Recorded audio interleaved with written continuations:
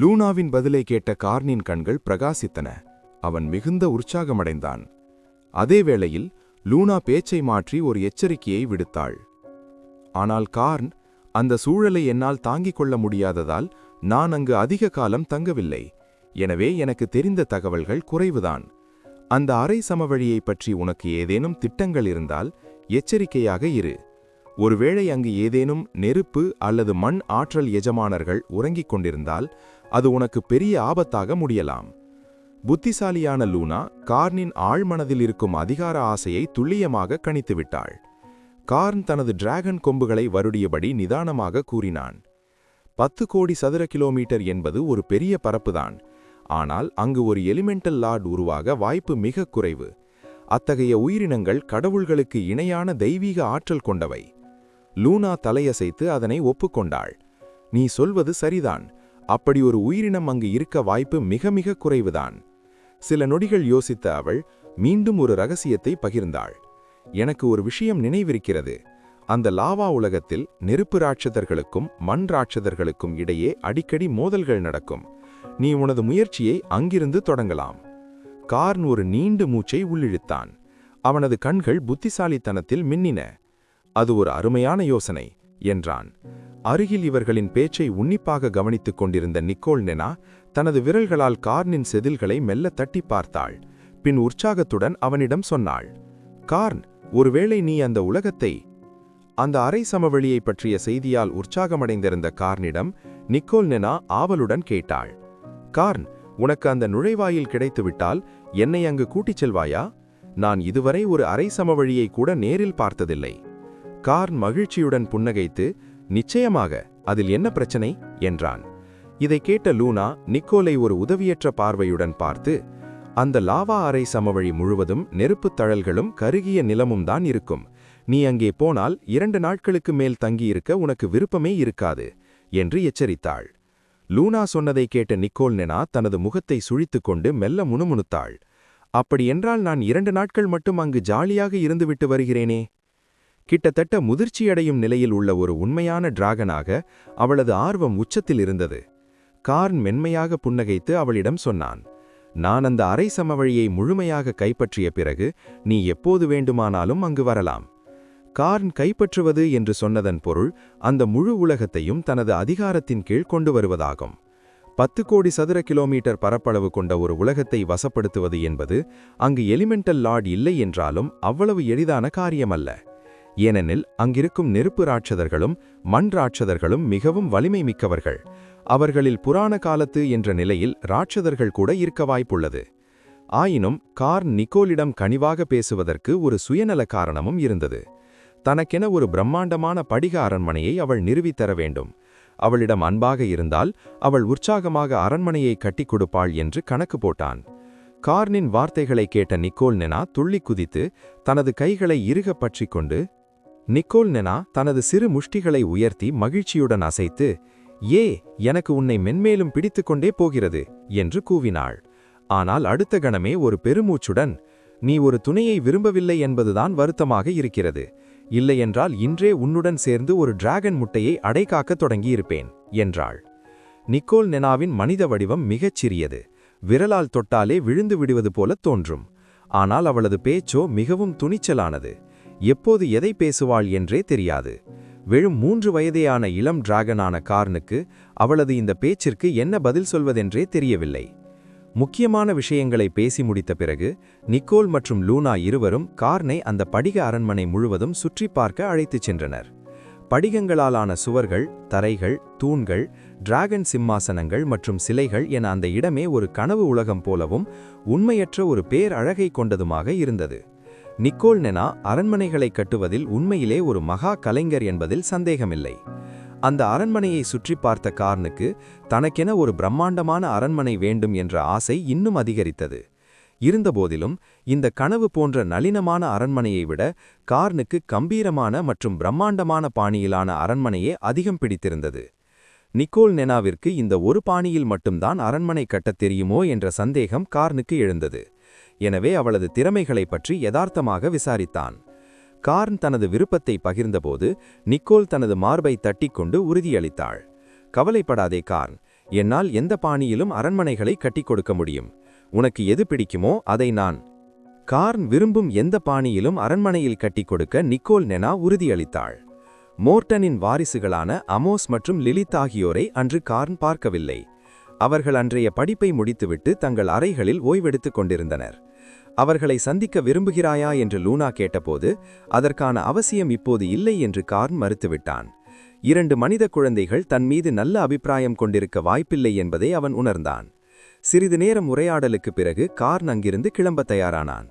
அவர்கள் பிரதான மண்டபத்தை நோக்கி திரும்பியபோது ஒரு சிறிய விபத்து நடந்தது. கார்ன் திரும்பிய வேகத்தில் அவனது வாள் எதிர்பார்க்காத விதத்தில் ஒரு பெரிய வெள்ளி டிராகன் பனிச்சிற்பத்தின் மீது மோதியது. அந்த தாக்குதலில் சிற்பத்தின் ஒரு இறகை உடைந்து சிதறியது. ஓ என்று உடைந்த சிறகையே கார்ன் பார்த்து கொண்டிருந்தான். அந்த நேரத்தில் கார்னின் பிரம்மாண்டமான டிராகன் உருவத்தை பார்த்த லூனா அவனிடம் ஒரு கேள்வியை கேட்டாள். கார்ன், உனக்கு உயர்நிலை உருமாற்ற மந்திரம் தெரியாதா? அனைத்து உண்மையான டிராகன்களும் வளர வளர தங்களது டிராகன் பாரம்பரிய அறிவிலிருந்தே ஒரு சிறப்பு மந்திரத்தை கற்றுக்கொள்ள முடியும். இந்த மந்திரம் டிராகன்கள் தங்களை மனிதர்களாகவோ அல்லது பிற உயிரினங்களாகவோ மாற்றிக்கொண்டு உலகம் முழுவதும் எளிதாக பயணம் செய்ய உதவுகிறது. டிராகன் பாரம்பரியத்தின் மூலம் விழிப்படைந்த கார்னுக்கு இந்த தகவல் ஒரு புதிய திறப்பை கொடுத்தது. லூனாவின் கேள்விக்கு கார்ன் நிதானமாக பதிலளித்தான். என்னால் உருமாற்ற மந்திரத்தை பயன்படுத்த முடியும், ஆனால் எனக்கு அதில் விருப்பமில்லை. எனது உண்மையான டிராகன் உருவத்திலேயே நான் மிகவும் சௌகரியமாக உணர்கிறேன். உண்மையில் கார்ன் ஏற்கனவே உருமாற்றத்தை முயன்று பார்த்திருந்தான்.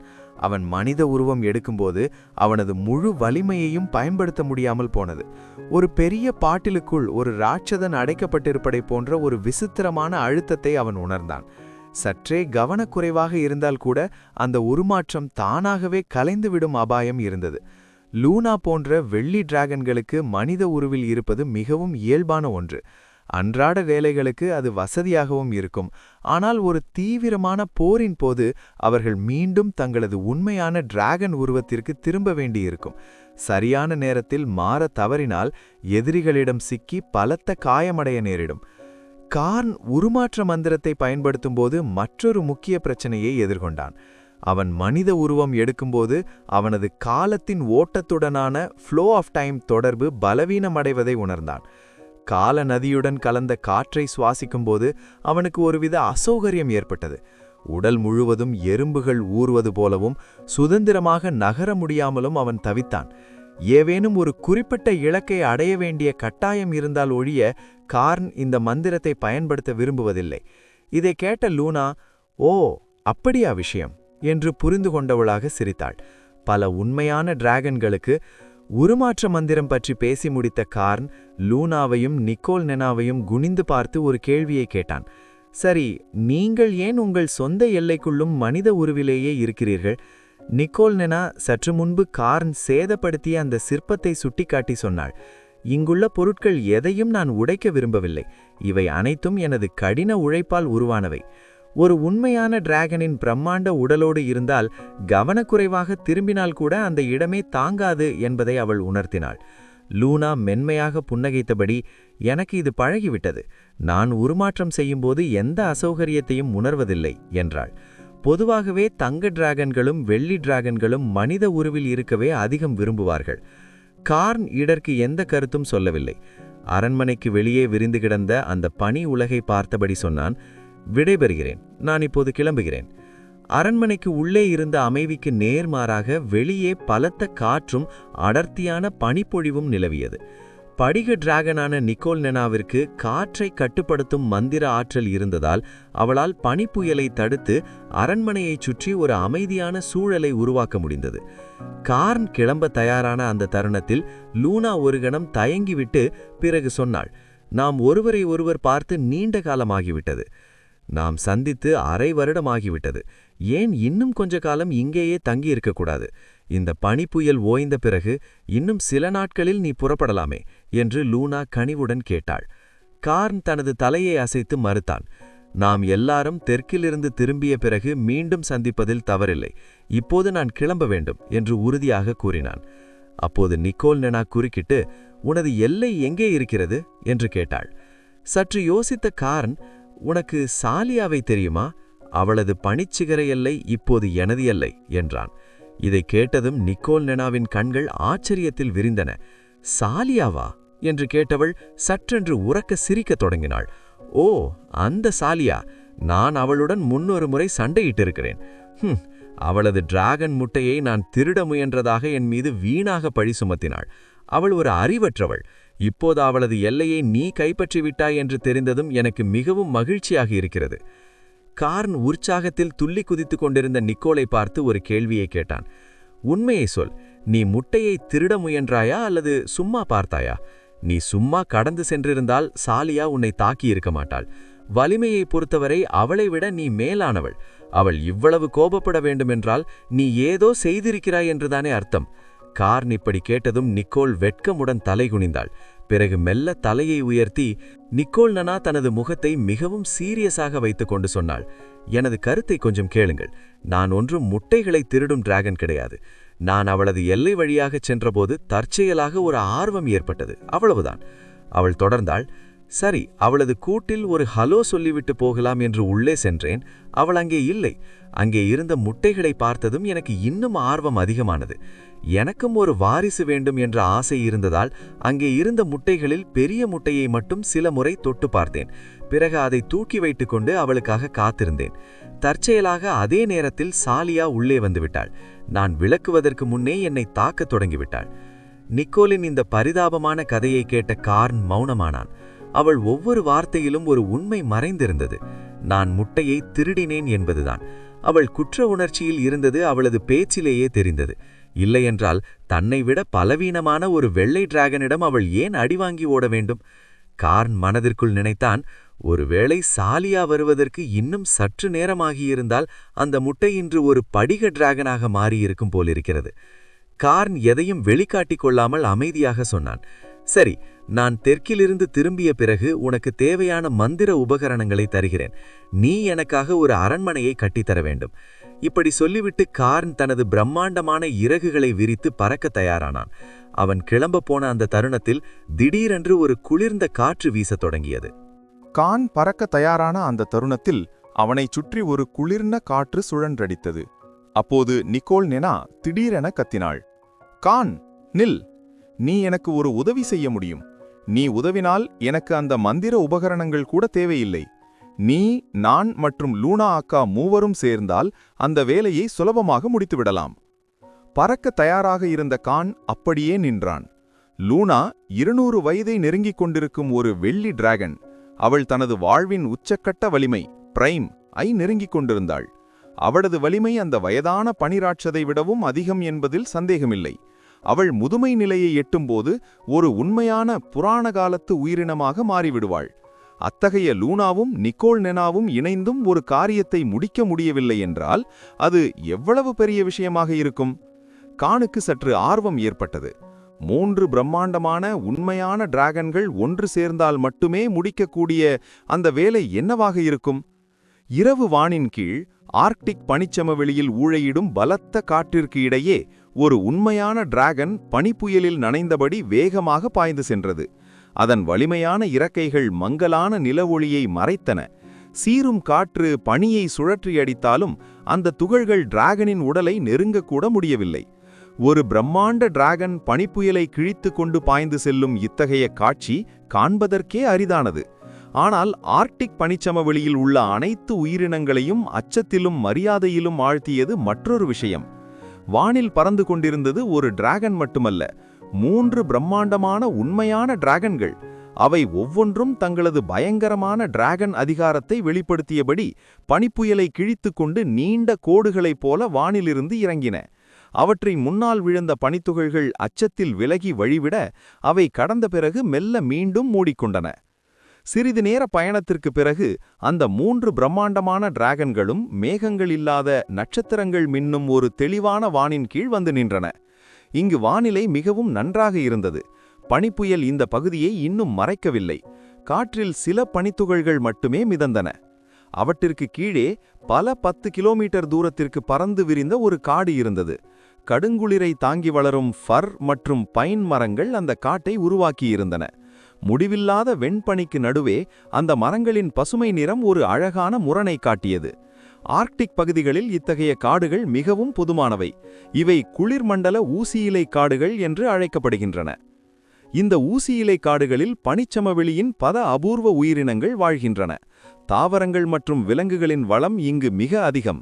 இருப்பினும் உல்ஃபாட் இனத்தின் எல்லையில் இருக்கும் பனிச்சிகர பைன் மரங்களையோடு ஒப்பிடும்போது இவை சாதாரணமானவைதான். அங்குள்ள மரங்கள் 100 மீட்டருக்கும் மேல் வளர்ந்து மரங்களுக்கே ராட்சதன்களாக திகழும்.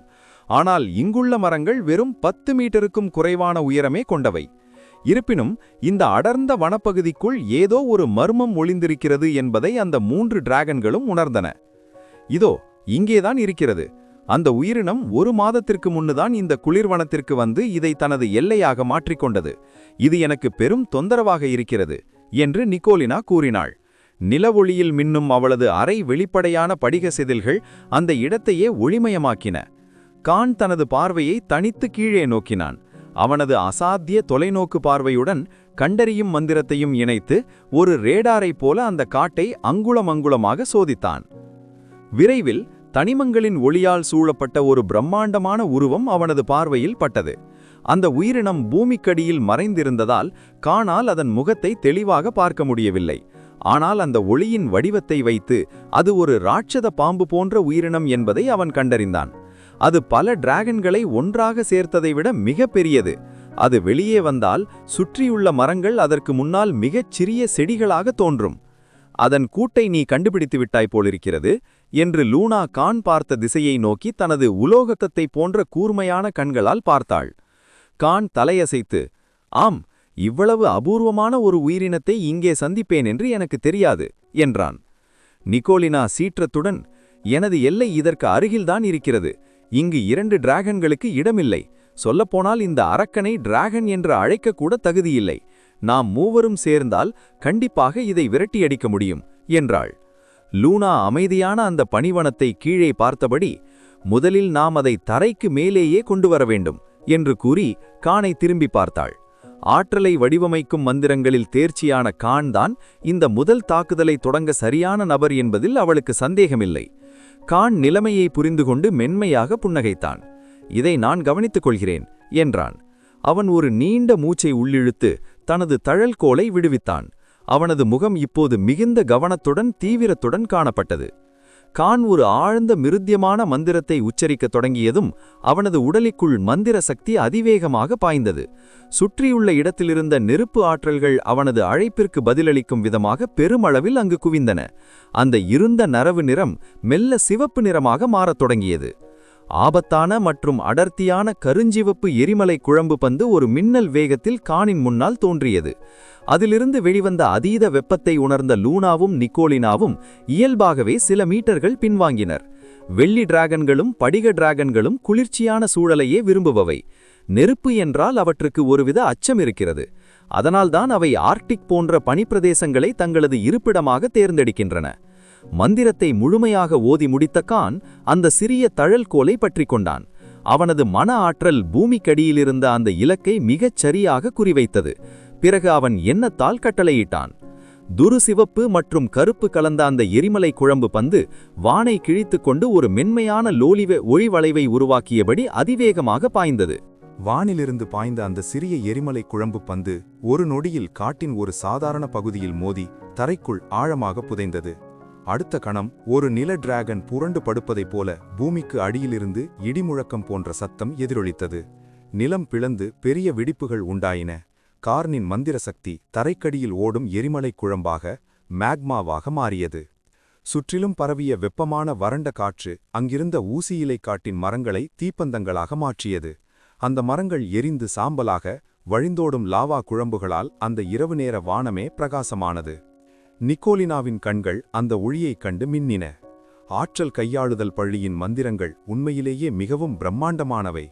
அதன் பொலிவு எப்போதும் தனித்துவமானது.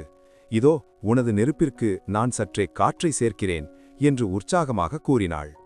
நில ஒளியில் குளித்தபடி மின்னிய அந்த படிக டிராகன் ஒரு மந்திர ஆற்றலை வெளிப்படுத்தினாள். அவளை சுற்றி ஆற்றல் ஆவிகள் என்று சக்திகள் சூழ்ந்தன. நிக்கோலினாவின் கட்டுப்பாட்டில் பெருமளவிலான காற்று ஆற்றல் திரண்டு ஒரு கட்டுக்கடங்காத சூறாவளியாக மாறியது.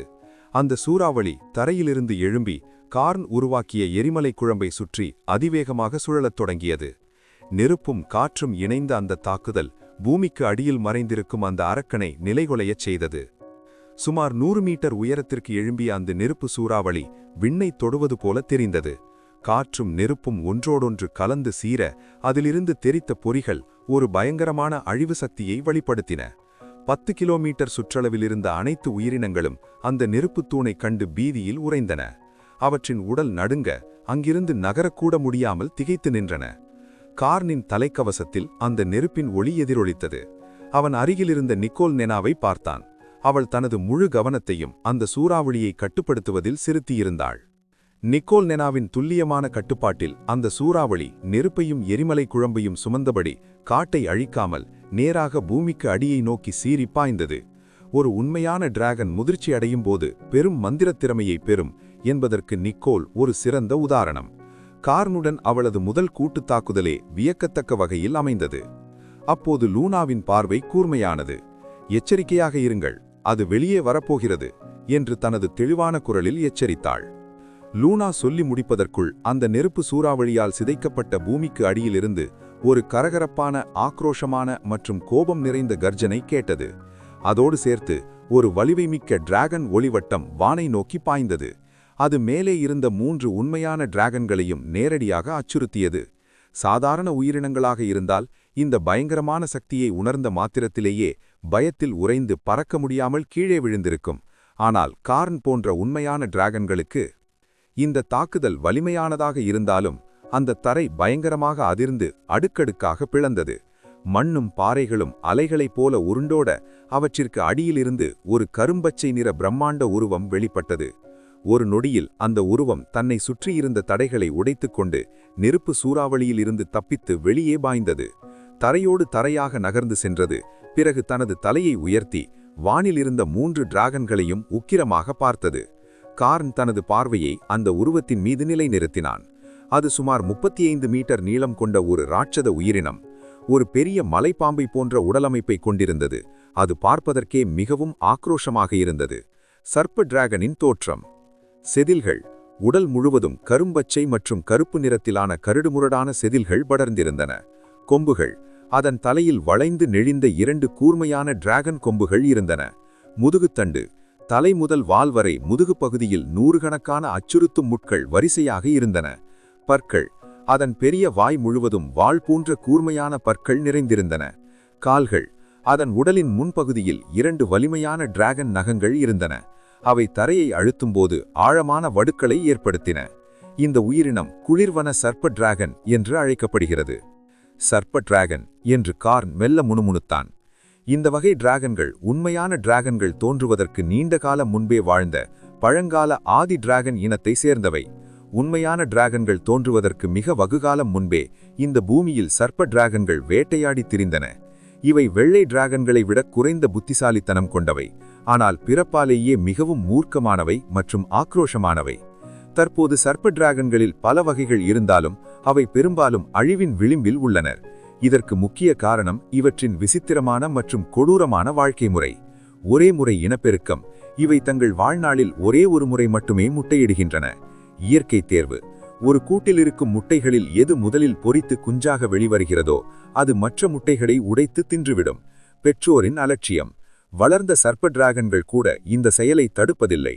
வலிமையானவை மட்டுமே பிழைக்க வேண்டும் என்ற இயற்கையின் விதியை இவை மிக கொடூரமாக பின்பற்றுகின்றன. சர்ப்ப டிராகன்களின் வகைகள். பல்வேறு நிலப்பரப்புகளுக்கு ஏற்ப இவை பல வகைகளாக பிரிக்கப்பட்டுள்ளன.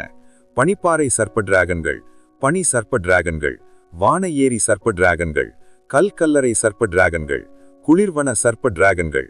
கார்ன் இப்போது எதிர்கொள்வது இந்த வகையைத்தான். பல உண்மையான டிராகன்கள் இந்த சர்ப்ப டிராகன்களை தங்களது இனமாக ஒப்புக்கொள்ள மறுக்கின்றன. இருப்பினும் இவை டிராகன் நெருப்பை உமிழக்கூடியவை, டிராகன் அதிகாரத்தை வெளிப்படுத்துபவை மற்றும் டிராகன் மொழியை பேசுபவை. இவை உடல் வலிமையில் சம வயதுடைய எந்த ஒரு உண்மையான டிராகனுக்கும் இணையாக போரிடக்கூடியவை. சாதாரண டிராகன்களை தவிர இம்பீரியல் டிராகன் என்ற மற்றொரு வகையும் உண்டு. இது பார்ப்பதற்கு சர்ப்ப டிராகன்களைப் போலவே இருந்தாலும் அதன் பண்புகள் முற்றிலும் மாறுபட்டவை. இம்பீரியல் டிராகன்கள் மலைப்பாம்பை போன்ற வளைந்து நெளிந்த உடலையும் 4 கால்களையும் கொண்டவை. அவற்றின் தோற்றம் புராணங்களில் சொல்லப்படும் பாரம்பரிய சீன டிராகன்களை ஒத்திருக்கும். ஆனால் டிராகன் வரலாற்றில் இம்பீரியல் டிராகன்களை பற்றிய குறிப்புகள் மிக குறைவே. இந்த குளிர்வன சர்ப்ப டிராகன் ஒருவேளை முழு ஆர்டிக் பனிச்சமவெளியிலும் இருக்கும் ஒரே ஒரு உயிரினமாக இருக்கலாம் என்று லூனா கவலையுடன் கூறினாள். எச்சரிக்கையாக இருங்கள், அது கடித்துவிடக்கூடாது. அதே சமயம் அதை மரணமடையும் அளவிற்கு பலமாக காயப்படுத்தவும் வேண்டாம். அதை இங்கிருந்து விரட்டியடிப்பது மட்டுமே நமது இலக்கு. கான் ஏன் இந்த போரில் இணைக்கப்பட்டான் என்பதற்கான உண்மையான காரணம் இப்போதுதான் புரிந்தது. லூனாவும் நிக்கோலினாவும் நினைத்திருந்தால் அந்த சர்ப்ப டிராகனை எப்போதோ கொன்றிருக்கலாம். ஆனால் அவர்கள் அதை செய்யவில்லை. அதற்கு காரணம் சர்ப்ப டிராகன்களுக்கே உரிய மரண சாபம். சர்ப்ப டிராகன்கள் இறப்பதற்கு முன்பு தங்களை கொல்பவர் மீது ஒரு தீராத சாபத்தை விட்டுச் செல்லும். இந்த சாபம் வாழ்நாள் முழுவதும் நீடிக்கும். ஒவ்வொரு வகை சர்ப்ப டிராகனும் ஒரு தனித்துவமான சாபத்தை கொண்டிருக்கும். பனி சர்ப்ப டிராகன், இதன் சாபம் எதிரிகளை குளிரை தாங்கும் சக்தியை இழக்கச் செய்யும். குளிர்வன சர்ப்ப டிராகன், இதன் சாபம் எதிரியின் உடலில் மின்னல் மந்திரங்களுக்கு எதிரான எதிர்ப்பாற்றலை சிதைத்துவிடும். இதனால் அவர்கள் மின்னல் தாக்குதலுக்கு உள்ளாகும்போது பல மடங்கு கூடுதல் பாதிப்பை அடைவார்கள். இந்த சாபத்திற்கு பயந்தே வலிமை மிக்க டிராகன்கள் கூட சர்ப்ப டிராகன்களை கொல்ல தயங்குகின்றன. கான், லூனா மற்றும் நிக்கோலினா ஆகிய மூவரும் இணைந்து அந்த அரக்கனை எப்படி கொல்லாமல் அடக்கப் போகிறார்கள் என்பதுதான் இப்போதைய சவால். சர்ப்ப டிராகன்களின் மரண சாபம், டெத் கர்ஸ் என்பது வெறும் மந்திரம் மட்டுமல்ல, அதன் பின்னணியில் ஒரு இருண்ட வரலாறு உண்டு. இந்த டிராகன்களின் மூர்க்கமான குணம் தீய கடவுள்களுக்கு மிகவும் பிடிக்குமாம். எனவே அவர்கள் சர்ப்ப டிராகன்களை தங்களது செல்ல பிராணிகளாக கருதி அவற்றுக்கு இருண்ட தெய்வீக ஆற்றலை ஆசியாக வழங்கியுள்ளனர். இதை கேள்விப்பட்ட கானுக்கு லூனாவும் நிக்கோலினாவும் ஏன் தனது உதவியை நாடினார்கள் என்பது இப்போது தெளிவாக புரிந்தது. இந்த உயிரினத்தை கொல்லவோ பலமாக காயப்படுத்தவோ முடியாது. ஒருவேளை அது அதீத கோபமடைந்தால் தானாகவே தற்கொலை செய்து கொண்டு மரண சாபத்தை ஏவிவிடும் அபாயம் உண்டு. இதற்கு முன்னால் பல டிராகன்கள் இத்தகைய சாபத்திற்கு ஆளாகி பெரும் துயரத்தை சந்தித்துள்ளன. அதே நேரத்தில் அந்த குளிர்வன சர்ப்ப டிராகன் தனது கூர்மையான பற்களை காட்டி கரகரப்பான டிராகன் மொழியில் உரக்க கர்ஜித்தது. மீண்டும் நீங்களா? எனது உறக்கத்தை கலைக்க உங்களுக்கு எவ்வளவு தைரியம்? உங்களை உயிரோடு விழுங்குவேன். வலியால் நீங்கள் அலறுவதை கேட்டு ரசிப்பேன். இப்படி சொன்ன அந்த அரக்கன் இறக்கைகள் இல்லாவிட்டாலும் தனது அசாத்தியமான ஆற்றலால் ஒரு அம்பை போல வானை நோக்கி பாய்ந்தது. அது நேராக கான் மற்றும் பிற டிராகன்களை நோக்கி தாக்கியது. அதைக் கண்ட நிக்கோல் நெனாலின் கண்களில் ஒரு விசித்திர ஒளி மின்னியது. அது மனக்கட்டுப்பாடு எனும் மந்திர ஆற்றல். இந்த மந்திரம் எதிரியின் மனதை அப்படியே முடக்கிவிடும் வல்லமை கொண்டது. அந்த தாக்குதலில் சர்ப்ப டிராகனின் உடல் அந்த பாதையிலேயே விரைத்து நின்றது. அதன் ஆக்ரோசமான கண்கள், நிக்கோல் நெனாவின் மந்திரத்தால் சர்ப்ப டிராகனின் கண்கள் வெறிச்சிடு போய்விட்டன. அதன் கவனம் சிதறியது. அந்த அரக்கனின் உடல் அப்படியே காற்றில் உறைந்து நின்றது. அதே சமயம் நிக்கோல் நெனாவின் மூச்சு திணறியது. பெரும் அழுத்தத்திற்கு உள்ளான அவளது தெளிவான கண்கள் இப்போது இரத்த சிவப்பாக மாறிவிட்டன. சீக்கிரம், இதுதான் சரியான நேரம் என்று அவள் அவசரமாக கத்தினாள். அடுத்த கணமே கானும் லூனாவும் ஒருவரையொருவர் பார்த்து கொண்டார்கள். பின் தங்களது டிராகன் வாய்களை திறந்து கீழே உறைந்து நின்ற அந்த சர்ப்ப டிராகனை நோக்கி தங்களது டிராகன் மூச்சை ஏவினார்கள். வானிலிருந்து 2 அருவிகள் விழுவதைப் போல அந்த ஆற்றல் பாய்ந்தது. வெள்ளி டிராகனான லூனாவிற்கு 2 வகை மூச்சு ஆற்றல்கள் உண்டு. பனிமூச்சு வெள்ளை டிராகன்களை விட வலிமையானது. பக்கவாத மூச்சு எதிரியை காயப்படுத்தாமல் அவர்களை அப்படியே மரத்து போகச் செய்யக்கூடியது. லூனா இப்போது பக்கவாத மூச்சை பயன்படுத்தினாள். அது சர்ப்ப டிராகனை தாக்கியவுடன் வெளிப்புற அதிர்வினால் நிக்கோல் நெனாவின் மனக்கட்டுப்பாட்டிலிருந்து அந்த அரக்கன் விடுபட்டது. ஆனால் பக்கவாத மூச்சு அதன் நரம்புகளை தற்காலிகமாக செயலிழக்கச் செய்ததால் அதற்கு காயமேதும் ஏற்படவில்லை என்றாலும் அதன் உடலை அசைக்க முடியாமல் போனது. அதைத் தொடர்ந்து கானின் பனிமூச்சு பாய்ந்து வந்தது. ஒரு நீல நிற பனித்தூண் போல வந்த அந்த ஆற்றல் ஏற்கனவே அசைய முடியாமலிருந்த சர்ப்ப டிராகனின் மீது நேராக மோதியது. அந்த சர்ப்ப டிராகன் சுமார் 35 மீட்டர் நீளம் கொண்ட ஒரு மாபெரும் உயிரினமாக இருந்தாலும் அதன் உடல் பாம்பு போன்ற மெல்லிய அமைப்பை கொண்டிருந்தது. இதனால் ஒரு பெரிய உண்மையான டிராகன் ஏற்படுத்தும் அழுத்தத்தை விட அதன் தாக்கம் குறைவாகவே இருந்தது. இத்தகைய மெல்லிய உடலமைப்பு கொண்ட உயிரினங்களை முழுமையாக உறைய வைப்பதற்கு கானின் பனிமூச்சு மிகச் சரியான ஆயுதமாக அமைந்தது. அடுத்த சில நொடிகளில் பனிப்படிகங்கள் மின்னல் வேகத்தில் அந்த சர்ப்ப டிராகனை சூழ்ந்து கொண்டன. அது ஒரு நீண்ட பனிமிட்டாய் போல உறைந்து தரை நோக்கி விழத் தொடங்கியது.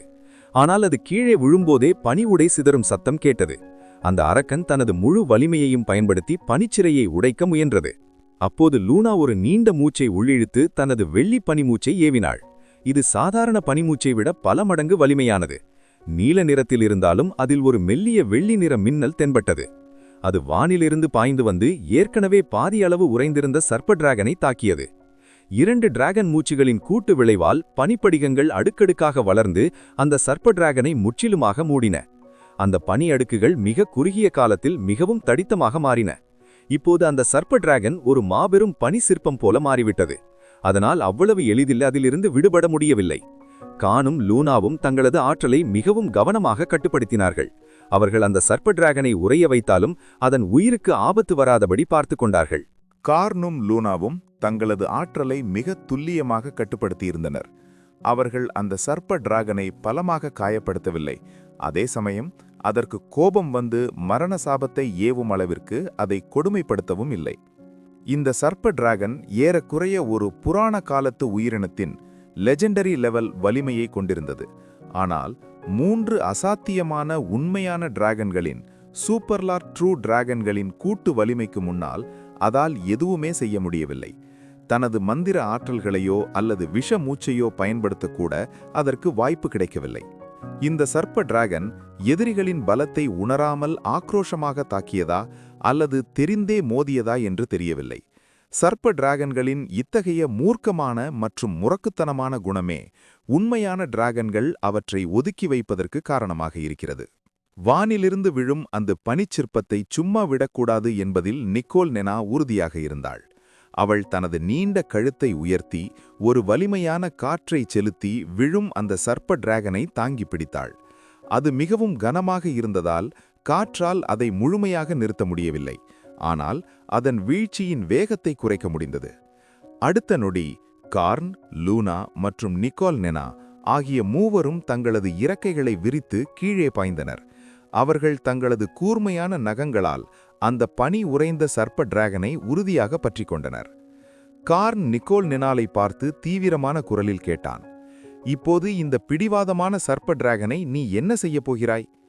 சர்ப்ப டிராகனின் தலைப்பகுதியை தனது கூர்மையான நகங்களால் பற்றியிருந்த கார்ன் கேட்ட கேள்விக்கு நிக்கோல் நெனா ஒரு கணம் மௌனமானாள். நிக்கோல் நெனாவின் எல்லை ஒரு உயரமான பனிமலையின் உச்சியில் இருந்தது. கார்னைப் போலவே அவளுக்கும் நல்ல பார்வை திறன் கொண்ட உயரமான மற்றும் பரந்த இடங்களே பிடிக்கும். இந்த ஊசியிலை காடு அவளது எல்லையின் ஓரத்தில் இருந்தாலும் அவள் அடிக்கடி வேட்டையாடும் முக்கிய பகுதியாகும்.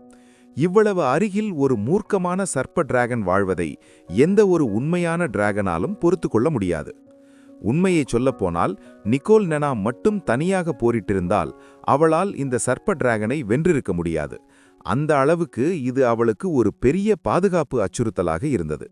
இதனால் கடந்த சில நாட்களாக அவள் மிகுந்த கவலையில் இருந்தாள்.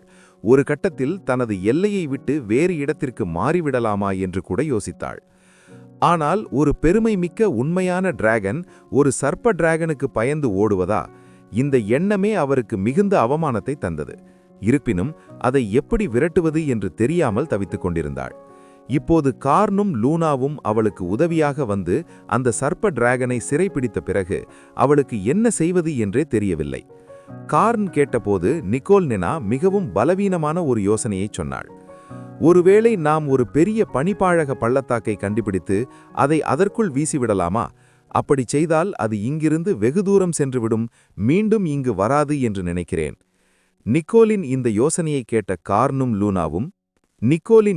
கேட்ட கார்னும் லூனாவும் மௌனமாகினர். இந்த சர்ப்ப டிராகனை பிடித்த பிறகு என்ன செய்வது குறித்து நிக்கோல் முன்கூட்டியே திட்டமிடவில்லை என்பது அவர்களுக்கு ஆச்சரியத்தை அளித்தது.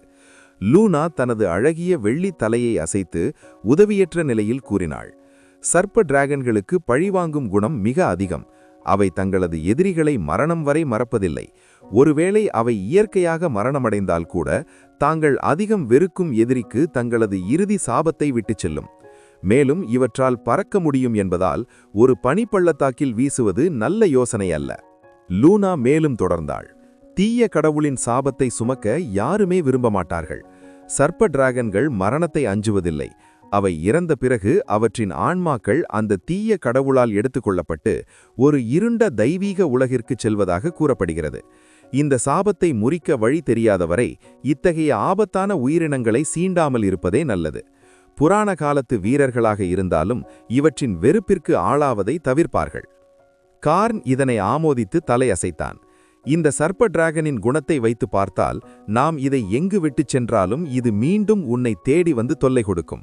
நீ தனியாக இருக்கும்போது இது உன்னை சந்திப்பதை நீ விரும்ப மாட்டாய் அல்லவா என்றான். இதை கேட்ட நிக்கோல் நெனா பனியில் உறைந்து கிடந்த அந்த ஆக்ரோஷமான சர்ப்ப டிராகனை பார்த்து சிறு நடுக்கத்துடன் கவலையாக கேட்டாள். அப்படியானால் நான் என்னதான் செய்வது? எனக்கு தெரியவில்லையே. என்னால் அதை தற்கொலை செய்யாமல் தடுக்கவும் முடியாது, அதிலிருந்து தப்பிக்கவும் முடியாது என்று நிக்கோல் நெனா தனது புருவங்களை சுருக்கி விரக்தியுடன் கூறினாள். நான் உண்மையிலேயே எனது எல்லையை விட்டுக் கொடுக்க வேண்டுமா? எனக்கு அதில் விருப்பமில்லை. நான் பல தசாப்தங்களாக இங்கு வாழ்ந்து வருகிறேன். ஒரு சர்ப்ப டிராகனுக்கு பயந்து நான் ஓடினால் அது எனக்கு பெரும் அவமானம். உண்மையான டிராகன்கள் பொதுவாகவே சர்ப்ப டிராகன்களை தாழ்வாக கருதுபவர்கள். அப்படி இருக்கும்போது ஒரு சர்ப்ப டிராகனால் தனது இடத்திலிருந்து விரட்டப்படுவது என்பது டிராகன்களின் மத்தியில் நிக்கோலை ஒரு வேடிக்கை பொருளாக மாற்றிவிடும். நிக்கோல் நெனா கார்னையும் லூனாவையும் மாறி மாறி பார்த்தாள். சரி, விடுங்கள். நடந்ததை நீங்கள் யாரிடமும் சொல்ல மாட்டீர்கள் அல்லவா? இப்போதைக்கு இதை எங்காவது தூக்கி போடுவோம். அது மீண்டும் இங்கே வந்தால் நான் வேறு இடத்திற்கு மாறிக்கொள்கிறேன். லூனா மென்மையாக தலையசைத்தாள். முதலில் அப்படியே செய்வோம். அது வேலை செய்யவில்லை என்றால் நாம் அதனிடம் முறையாக பேசி பார்ப்போம். அதை கேட்ட நிக்கோல் நெனா உறைந்து கிடந்த அந்த சர்ப்ப டிராகனை ஆத்திரமுடன் ஒரு அடி அடித்துவிட்டு சொன்னாள், நான் ஏற்கனவே அதனிடம் பல முறை பேசி பார்த்து விட்டேன். ஆனால் அது எதையும் காது கொடுத்து கேட்பதில்லை. அது ஒரு அறிவற்ற அரக்கன். கார்ன் குனிந்து அந்த சர்ப்ப டிராகனை உற்று நோக்கினான். மிக அருகிலிருந்து பார்க்கும்போது அதன் கண்கள் இன்னும் அதிக பகையுடனும் கோபத்துடனும் ஜொலித்தன. பொறுத்திருங்கள், நான் வெளியே வந்ததும் உங்களை சும்மா விடமாட்டேன் என்று அந்த கண்கள் எச்சரிப்பது போல இருந்தன. இது டிராகன் இனத்தைச் சேர்ந்த ஒரு பொதுவான முரட்டுத்தனம்தான். உடல் முழுக்க முட்களால் மூடப்பட்ட ஒரு முரட்டுத்தனம் என்று கார்ன் தனக்குள் நினைத்து கொண்டான். அவன் ஒரு கணம் அமைதியாக நின்று யோசித்தான். சில வினாடிகள் மௌனமாக இருந்த கான் தனது பார்வையை அந்த சர்ப்ப டிராகனிடமிருந்து விலக்கி நிக்கோல் நெனாவை பார்த்து கூறினான், வேண்டாம், இப்படி செய்வோம். இதை இப்போதைக்கு எனது எல்லைக்கே கொண்டு வருவோம். நான் இதை கவனித்துக் கொள்கிறேன். கானுக்கு எப்போதும் அரிதான மற்றும் தனித்துவமான உயிரினங்கள் மீது மிகுந்த ஆர்வம் உண்டு. சர்ப்ப டிராகன்கள் கண்டிப்பாக அந்த பட்டியலில் இடம்பெறுபவை. அவற்றின் எண்ணிக்கை உலகளவில் குறைந்து கொண்டே வருகிறது. இந்த சர்ப்ப டிராகன் ஒருவேளை நோவா கண்டத்தில் எஞ்சியிருக்கும் கடைசி சிலவற்றில் ஒன்றாக கூட இருக்கலாம். அவற்றின் அபரிமிதமான வலிமையும் மரண சாபமும் இல்லை என்றால் அவை எப்போதோ அழிந்திருக்கும். அப்படியிருந்தும் அழிவு என்பது அவற்றுக்கு வெகு தொலைவில் இல்லை. அந்த சர்ப்ப டிராகனை பார்த்தபோது கானின் மனதில் தீய கடவுள் பற்றிய நினைவும் வந்தது. அப்போது அவனது மனத்திரையில் ஒரு இருண்ட நிழல் தோன்றி மறைந்தது. அது கூறுகள், அதாவது டென்டக்கிள்ஸ் மற்றும் கண்கள் கொண்ட ஒரு கருப்பு சூரியனின் சிற்பம். அந்த உருவம் சில கணங்களே அவனது மனதில் தோன்றினாலும் அது ஒருவித அசுபமான மற்றும் தீய உணர்வால் நிறைந்திருந்தது. கான் தனது கால அடையாளத்தை சோதித்து பார்த்தான். கருப்பு சூரிய சிற்பத்தின் மீதிருந்த அடையாளம் இன்னும் அப்படியே இருப்பதை உணர்ந்து சற்று நிம்மதியடைந்தான். அதே சமயம் நிக்கோல் நெனா சற்று தயக்கத்துடன் சொன்னாள், நீ இதை உனது எல்லைக்கு கொண்டு சென்றால் அது அங்கிருந்து வெளியேற மறுத்தால் என்ன செய்வது? உனக்குதான் தேவையில்லாத தொல்லை ஏற்படும். கான் மென்மையாக புன்னகைத்து அமைதியாகச் சொன்னான், என்னை நம்பு, இது வெறும் சர்ப்ப டிராகன் தான். இதை கையாள என்னிடம் வழிகள் உண்டு. மரண சாபத்தை பொறுத்தவரை காலத்தை ஓட்டும் மந்திரத்தை பயன்படுத்தினால் அந்த உயிரினம் அத்தனை எளிதில் சாக விரும்பாது என்று கான் கூறினான். அது மட்டுமில்லாமல் கானின் உடல் எப்போதும் காலத்தின் ஓட்டத்தால் தூய்மைப்படுத்தப்பட்டு செதுக்கப்பட்டு வருகிறது. எனவே அந்த சர்ப்ப டிராகனின் மரண சாபம் அவனை பாதிக்குமா என்பது இன்னும் தெரியாத ஒன்றுதான். கான் இதை கூறும்போது அவனிடம் ஒரு அசாத்தியமான தன்னம்பிக்கை தென்பட்டது. கால டிராகனுக்கே உரிய அந்த தனித்துவமான காலமில்லா ஒளிவடத்துடன் கூடிய அவனது கம்பீரமான தோற்றம் நிக்கோல் நெனா மற்றும் லூனாவை ஒரு கணம் வியப்பில் ஆழ்த்தியது. கான் தனது சிந்தனையிலிருந்து விடுபட்டு அவர்களது பார்வையில் ஏற்பட்ட மாற்றத்தை கவனித்து மெல்ல தலையசைத்தான். முடிவு எடுக்கப்பட்டுவிட்டது, கிளம்பலாம். அவனது கம்பீரமான குரல் கேட்டதும் லூனாவும் நிக்கோல் நெனாவும் இயல்பு நிலைக்கு திரும்பினர். சரி, உனது முடிவுபடியே செய்வோம் என்று அவர்கள் இருவரும் மென்மையாக கூறினர். கான் அந்த சர்ப்ப டிராகனின் தலைப்பகுதியை பிடித்துக்கொள்ள வெள்ளி டிராகன் மற்றும் படிக டிராகனுடன் இணைந்து தனது பனிமலை கூட்டின் நோக்கி பறந்தான். விரைவிலேயே 3 பிரம்மாண்டமான உண்மையான டிராகன்களும் ஒரு சிறிய பனிமலைக்கு மேலே வந்து சேர்ந்தன. கீழே இருந்த கட்டிடங்களையும் உயிரினங்களையும் அவை மேலிருந்து நோக்கின. உல்ஃபார்ட் இனத்தைச் சேர்ந்த பனி ஓநாய்கள் சோம்பேறியானாலும் மூர்க்கமான பனிப்புலிகள் என அனைத்தும் அண்ணாந்து பார்த்தன. கானின் வருகையை உணர்ந்த அந்த படைவீரர்கள் உற்சாகமடைந்தனர். அங்கிருந்த சில காப்லின் தலைவர்கள் தரையில் மண்டியிட்டு டிராகன் மொழியில் உரக்க கத்தினர். மாபெரும் நித்திய டிராகனே, தயவு செய்து எங்களது மிக உயர்ந்த மரியாதையை ஏற்றுக்கொள்வீராக என்று காப்லின்கள் கூச்சலிட்டனர். அவர்கள் டிராகன் மொழியில் காட்டிய அந்த பகைவான மரியாதையையும் ஓநாய்களின் ஊலையையும் கான் பெரிதாக கண்டுகொள்ளவில்லை. நித்திய டிராகனா என்று நிக்கோல் நெனா தனது வாலை ஆட்டியபடி முணுமுணுத்தாள். இது எனது எல்லைகளில் ஒன்று. நித்திய டிராகன் என்பது எனது பட்டம் என்று கான் சாதாரணமாகவும் அமைதியாகவும் கூறினான். லூனாவும் நிக்கோல் நெனாவும் அந்த இடத்தைச் சுற்றிலும் ஆச்சரியத்துடன் பார்த்தனர். இது முன்பு பனிராட்சதர்கள் வாழ்ந்த இடமல்லவா? அவர்கள் எங்கே போனார்கள் என்று கேட்டனர். அந்த இடம் இப்போது காப்லின்களாலும் மைனோட்டார் பூஜாரிகளாலும் முற்றிலும் மாற்றப்பட்டிருந்தது. பழைய பனிராட்சதர்கள் வாழ்ந்ததற்கான எந்த அடையாளமும் அங்கு இல்லை. டிராகன்களுக்கே உரிய அசாத்தியமான நினைவாற்றல் மட்டும் இல்லை என்றால் அது இதே இடம்தான் என்பதை அவர்களால் நம்பவே முடியவில்லை. நான் அதை அழித்துவிட்டேன் என்று கான் ஒற்றை வரியில் கூறினான். லூனா கானை ஒருமுறை பார்த்துவிட்டு பிறகு கீழே இருந்த அந்த பழைய ராட்சதர்களின் நிலத்தை பார்த்தாள். எனக்கு நினைவிருக்கிறது, அந்த பழங்குடியில் பல உறுப்பினர்கள் இருந்தார்கள். அவர்களுக்கென்று ஒரு வயதான அனுபவம் வாய்ந்த தலைவரும் இருந்தார். உன் தற்போதைய வலிமையை நான் குறைவாக மதிப்பிட்டு விட்டேன் போலிருக்கிறது என்று லூனா சிந்தனையுடன் கூறினாள். கான் மென்மையாக புன்னகைத்து அமைதியாகச் சொன்னான். வெறும் அதிர்ஷ்டம்தான் என்று அடக்கமாக கூறினான். பிறகு ஒரு திறந்த வெளியை காட்டி, அந்த சர்ப்ப டிராகனை அங்கே இறக்குங்கள், இனி அதை நான் பார்த்துக் கொள்கிறேன் என்றான். அந்த சர்ப்ப டிராகனை பல அடுக்குகள் பனிக்கட்டிகளுக்குள் உறைய வைத்து பாதுகாப்பாக தரையிறக்கப்பட்ட பிறகு லூனாவும் நிக்கோல் நெனாவும் கானின் எல்லையைச் சுற்றி பார்த்தனர். அங்கிருந்த கானின் விசுவாசிகான படைகளைக் கண்டு அவர்கள் வியப்பில் ஆழ்ந்தனர். குறிப்பாக உல்ஃப்ஹார்ட் இனத்தைச் சேர்ந்த பனி ஓநாய்களை பார்த்து அவர்கள் மலைத்து போனார்கள். பனி ஓநாய்கள் எப்போதும் கர்வம் கொண்டவை மற்றும் பிடிவாதமானவை. ஒரு உண்மையான டிராகன் நேரடியாக தாக்கினால் கூட ஒரு பனி ஓநாயை தனது அடிமையாக மாற்றுவது என்பது மிகவும் கடினமான காரியம். மிகுந்த புத்திசாலித்தனம் கொண்ட இந்த ஓநாய்கள் ஒரு டிராகனுக்கு பணிந்து போவதை விட சமநிலையில் ஒத்துழைப்பதையே விரும்பும். சில டிராகன்கள் அவற்றின் உயிரையே அச்சுறுத்தினாலும் பல ஓநாய்கள் சரணடைவதை விட மரணத்தையே தேர்ந்தெடுக்கும் மூர்க்க குணம் கொண்டவை. அதன் தொடர்ந்து ரத்தினங்களை தோண்டி எடுத்துக் கொண்டிருந்த மைனோட்டார் பூஜாரிகளை கண்டபோது அவர்கள் மிகுந்த ஆர்வம் காட்டினர். இயற்கையின் ஆவிகளை நம்பும் உயிரினங்கள் உலகில் இருந்தாலும் அவை மிகவும் அரிதானவை. இத்தகைய இயற்கை பூஜாரிகளை கான் தனது அடிமைகளாக வைத்திருப்பதை அவர்கள் எதிர்பார்க்கவில்லை. சுற்றியிருந்த காட்சிகளைக் கண்டு வியந்த நிக்கோல் நெனா அந்த சிறிய பனிமலையை பார்த்துவிட்டு கானிடம் ஒரு யோசனையைச் சொன்னாள். உனது பனி அரண்மனையை இங்கேயா கட்டப்போகிறாய்? இவ்விடம் மிகவும் தாழ்வாக இருக்கிறது. ஒரு பிரம்மாண்டமான அரண்மனை கட்ட இது சரியான இடம் என்று எனக்கு தோன்றவில்லை. அதற்கு கான் தனது தலையை அசைத்து மறுத்தபடி சொன்னான். நான் இங்கு அடிக்கடி தங்குவதில்லை. சிரியாவிற்கு சொந்தமான அந்த பனிப்பாறை சரிவில் எனது அரண்மனையை கட்டவே நான் விரும்புகிறேன் என்று கான் கூறினான். அதை கேட்ட நிக்கோல் நெனா மகிழ்ச்சியுடன் தலையசைத்தாள். அந்த 1000 மீட்டர் உயரமான பனிப்பாறை சரிவு மிகவும் அற்புதமானது.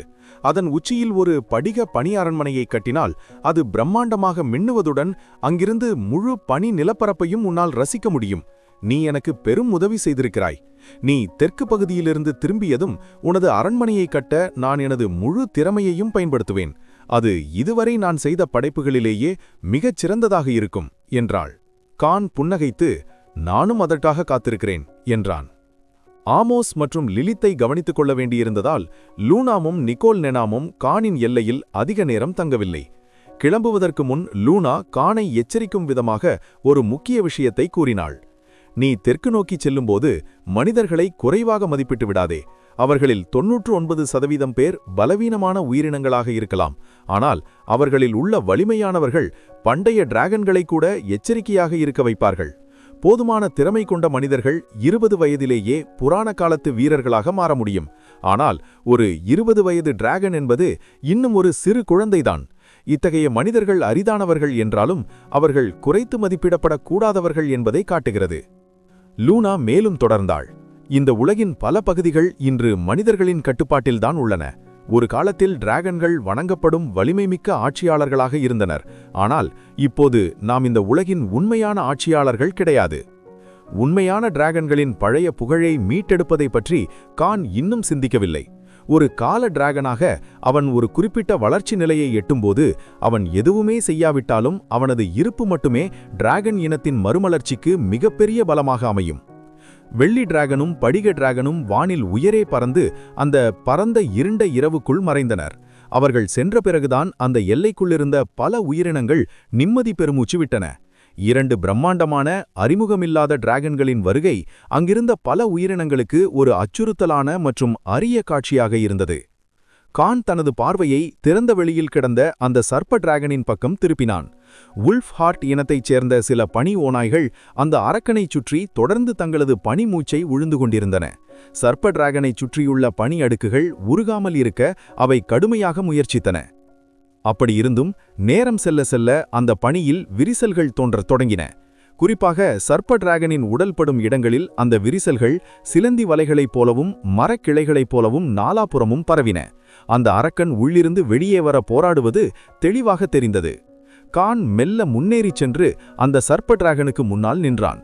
தடித்தமான பனிக்கு ஊடுருவாக அதை உற்று நோக்கினான்.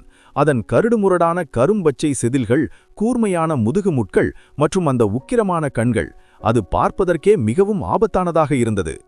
சர்ப்ப டிராகன்கள் இயல்பிலேயே மூர்க்கமானவை மற்றும் அழிவு குணம் கொண்டவை என்றாலும் கானின் முன்னால் அது எவ்வளவு நேரம் பிடிவாதம் பிடிக்கப் போகிறது என்பதுதான் கேள்வி. சர்ப்ப டிராகன்கள் மூர்க்கமானவை, ஆனால் அவை அறிவற்றவை அல்ல. வியக்கத்தக்க வகையில் அவை 3 மொழிகளை பேசும் திறன் கொண்டவை.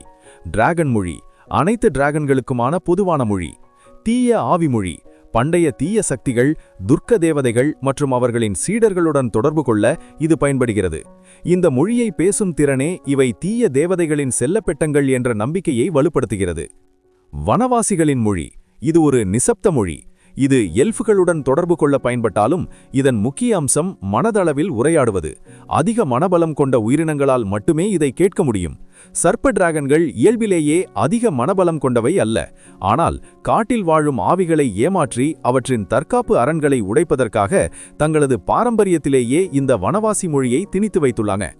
மொழிகளை கற்றுக்கொள்வதில் அதீத திறமை கொண்ட கான் இந்த சர்ப்ப டிராகனிடமிருந்து அந்த 2 ரகசிய மொழிகளையும், அதாவது தீய ஆவி மற்றும் வனவாசி மொழியை கற்றுக்கொள்ள முடியும் என்று நம்பினான். அவன் அங்கு காவலிருந்த ஓநாய்களை பார்த்து, போதும் நிறுத்துங்கள், உங்களது வேலைகளை போய் பாருங்கள், இங்கே எனக்கு தொந்தரவு செய்யாதீர்கள் என்று கட்டளையிட்டான். வுல்ஃப்ஹார்ட் இனத்தைச் சேர்ந்த அந்த பனி ஓநாய்கள் கானின் கட்டளையை ஏற்று பனி மூச்சை உழுந்து கொண்டிருந்த ஓநாய்கள் உடனடியாக அங்கிருந்து விலகி இருளில் மறைந்தன. ஓநாய்கள் சென்ற அடுத்த கணமே அந்த பிரம்மாண்டமான பனிச்சிலை அதிரத் தொடங்கியது. நேரம் செல்ல செல்ல அந்த அதிர்வு தீவிரமானது. திடீரென பனிப்பாறைகள் பிளக்கும் பயங்கர சத்தம் கேட்டது. மின்னல் கீற்றுகளைப் போன்ற விரிசல்கள் பனியின் உட்புறத்திலிருந்து வெளிப்புறத்திற்கு பரவி ஒரு பெரிய பகுதியை சிதறடித்தன. உடைந்த பனிக்கிருதல்கள் துப்பாக்கி தோட்டாக்களைப் போல நாலாபுறமும் சிதறி பாய்ந்தன. கான் அசையாமல் நின்றான். அவன் தனது அகன்ற டிராகன் இறகுகளை ஒருமுறை வீசி தன்னை நோக்கி வந்த பனித்துண்டுகளை தட்டிவிட்டான். அவனது பார்வைக்கு முன்னால் பனியை உடைத்துக் கொண்டு வெளிவந்த அந்த சர்ப்ப டிராகன் தன் உடலில் ஒட்டியிருந்த கடைசி பனித்துண்டுகளையும் உதர்த்திவிட்டு நடுங்கிக் கொண்டிருந்தது. பிறகு அது கானை பார்த்து தனது கொடூரமான பார்வையை திருப்பியது. அதன் வாய் டிராகன் மொழியில் ஒலித்தது. உங்களைப் போன்ற உண்மையான டிராகன்களை பார்க்கும்போதெல்லாம் எனக்கு பசி எடுக்கிறது. முதலில் உன்னை கொன்று தின்றுவிட்டு பிறகு உங்களைப் போன்ற அந்த 2 தாழ்ந்த டிராகன்களையும் தேடிப்பிடிப்பேன். அவர்களை துண்டு துண்டாக கிழித்து விழுங்குவேன். அந்த சர்ப்ப டிராகன் கானை வெறித்து பார்த்தபோது அதன் வாயிலிருந்து தடித்தமான பிசுபிசுப்பான உமிழ்நீர் வழிந்தது. அது தரையில் பட்டவுடன் புஸ் என்ற சத்தத்துடன் புகையை வெளியிட்டு தரையையே அரித்தது. அதன் தோற்றத்தை பார்த்தால் அது வெறும் மிரட்டல் மட்டும் விடுக்கவில்லை என்பது தெளிவாக தெரிந்தது. அது சர்ப்ப டிராகனின் வார்த்தைகள் வெறும் மிரட்டல் அல்ல, அவை அதன் உண்மையான நோக்கம். அது உண்மையில் டிராகன்களை வேட்டையாடி உண்ண விரும்பியது. பொதுவாக மிகவும் கொடூரமான 5 நிற தீய டிராகன்கள், 5 colored evil dragons கூட தங்களை போன்ற பிற உண்மையான டிராகன்களின் மாமிசத்தை உண்ண ஆர்வம் காட்டுவதில்லை. ஆனால் சர்ப்ப டிராகன்கள் இதனாலேயே தனித்து நிற்கின்றன. அவற்றின் இந்த விகாரமான பண்பே அவை உண்மையான டிராகன்களாக அங்கீகரிக்கப்படாததற்கு முக்கிய காரணமாகும். அந்த அரக்கன் மேலும் கர்ஜித்தது. உங்களை மட்டும் கொன்றால் போதாது, உனது எல்லையில் இருக்கும் அத்தனை உயிரினங்களையும் நான் அழிப்பேன். ஒன்று கூட தப்பிக்க முடியாது. இங்குள்ள கற்கள், மரங்கள், செடிகள் என அனைத்தையும் நான் மிதித்து சிதைப்பேன். என்னை சீண்டியதின் விளைவு எவ்வளவு கொடூரமானது என்பதை நீயே பார்ப்பாய். பேசிக் கொண்டிருக்கும் போதே அதன் கூர்மையான நகங்கள் தரையை பிராண்டின. கடினமான நிலத்தில் ஆழமான பள்ளங்கள் விழுந்தன. மண், கல், மரம் என உயிரற்ற பொருட்களையும் விடமாட்டேன் என அது மிரட்டுவதை கேட்ட கார்ன் ஆச்சரியமடைந்தான். ஆனால் அவன் சிறிதும் அச்சப்படவில்லை. மாறாக சர்ப்ப டிராகன் இனத்தின் அந்த அதீத மூர்க்கத்தனத்தை பற்றி ஒரு புதிய புரிதலை பெற்றான். உனது சர்ப்ப டிராகன் குணம் டிராகன் வரலாற்றில் பதிவு செய்யப்பட்டிருப்பதை விட கொஞ்சம் அதிகமாகவே இருக்கிறது.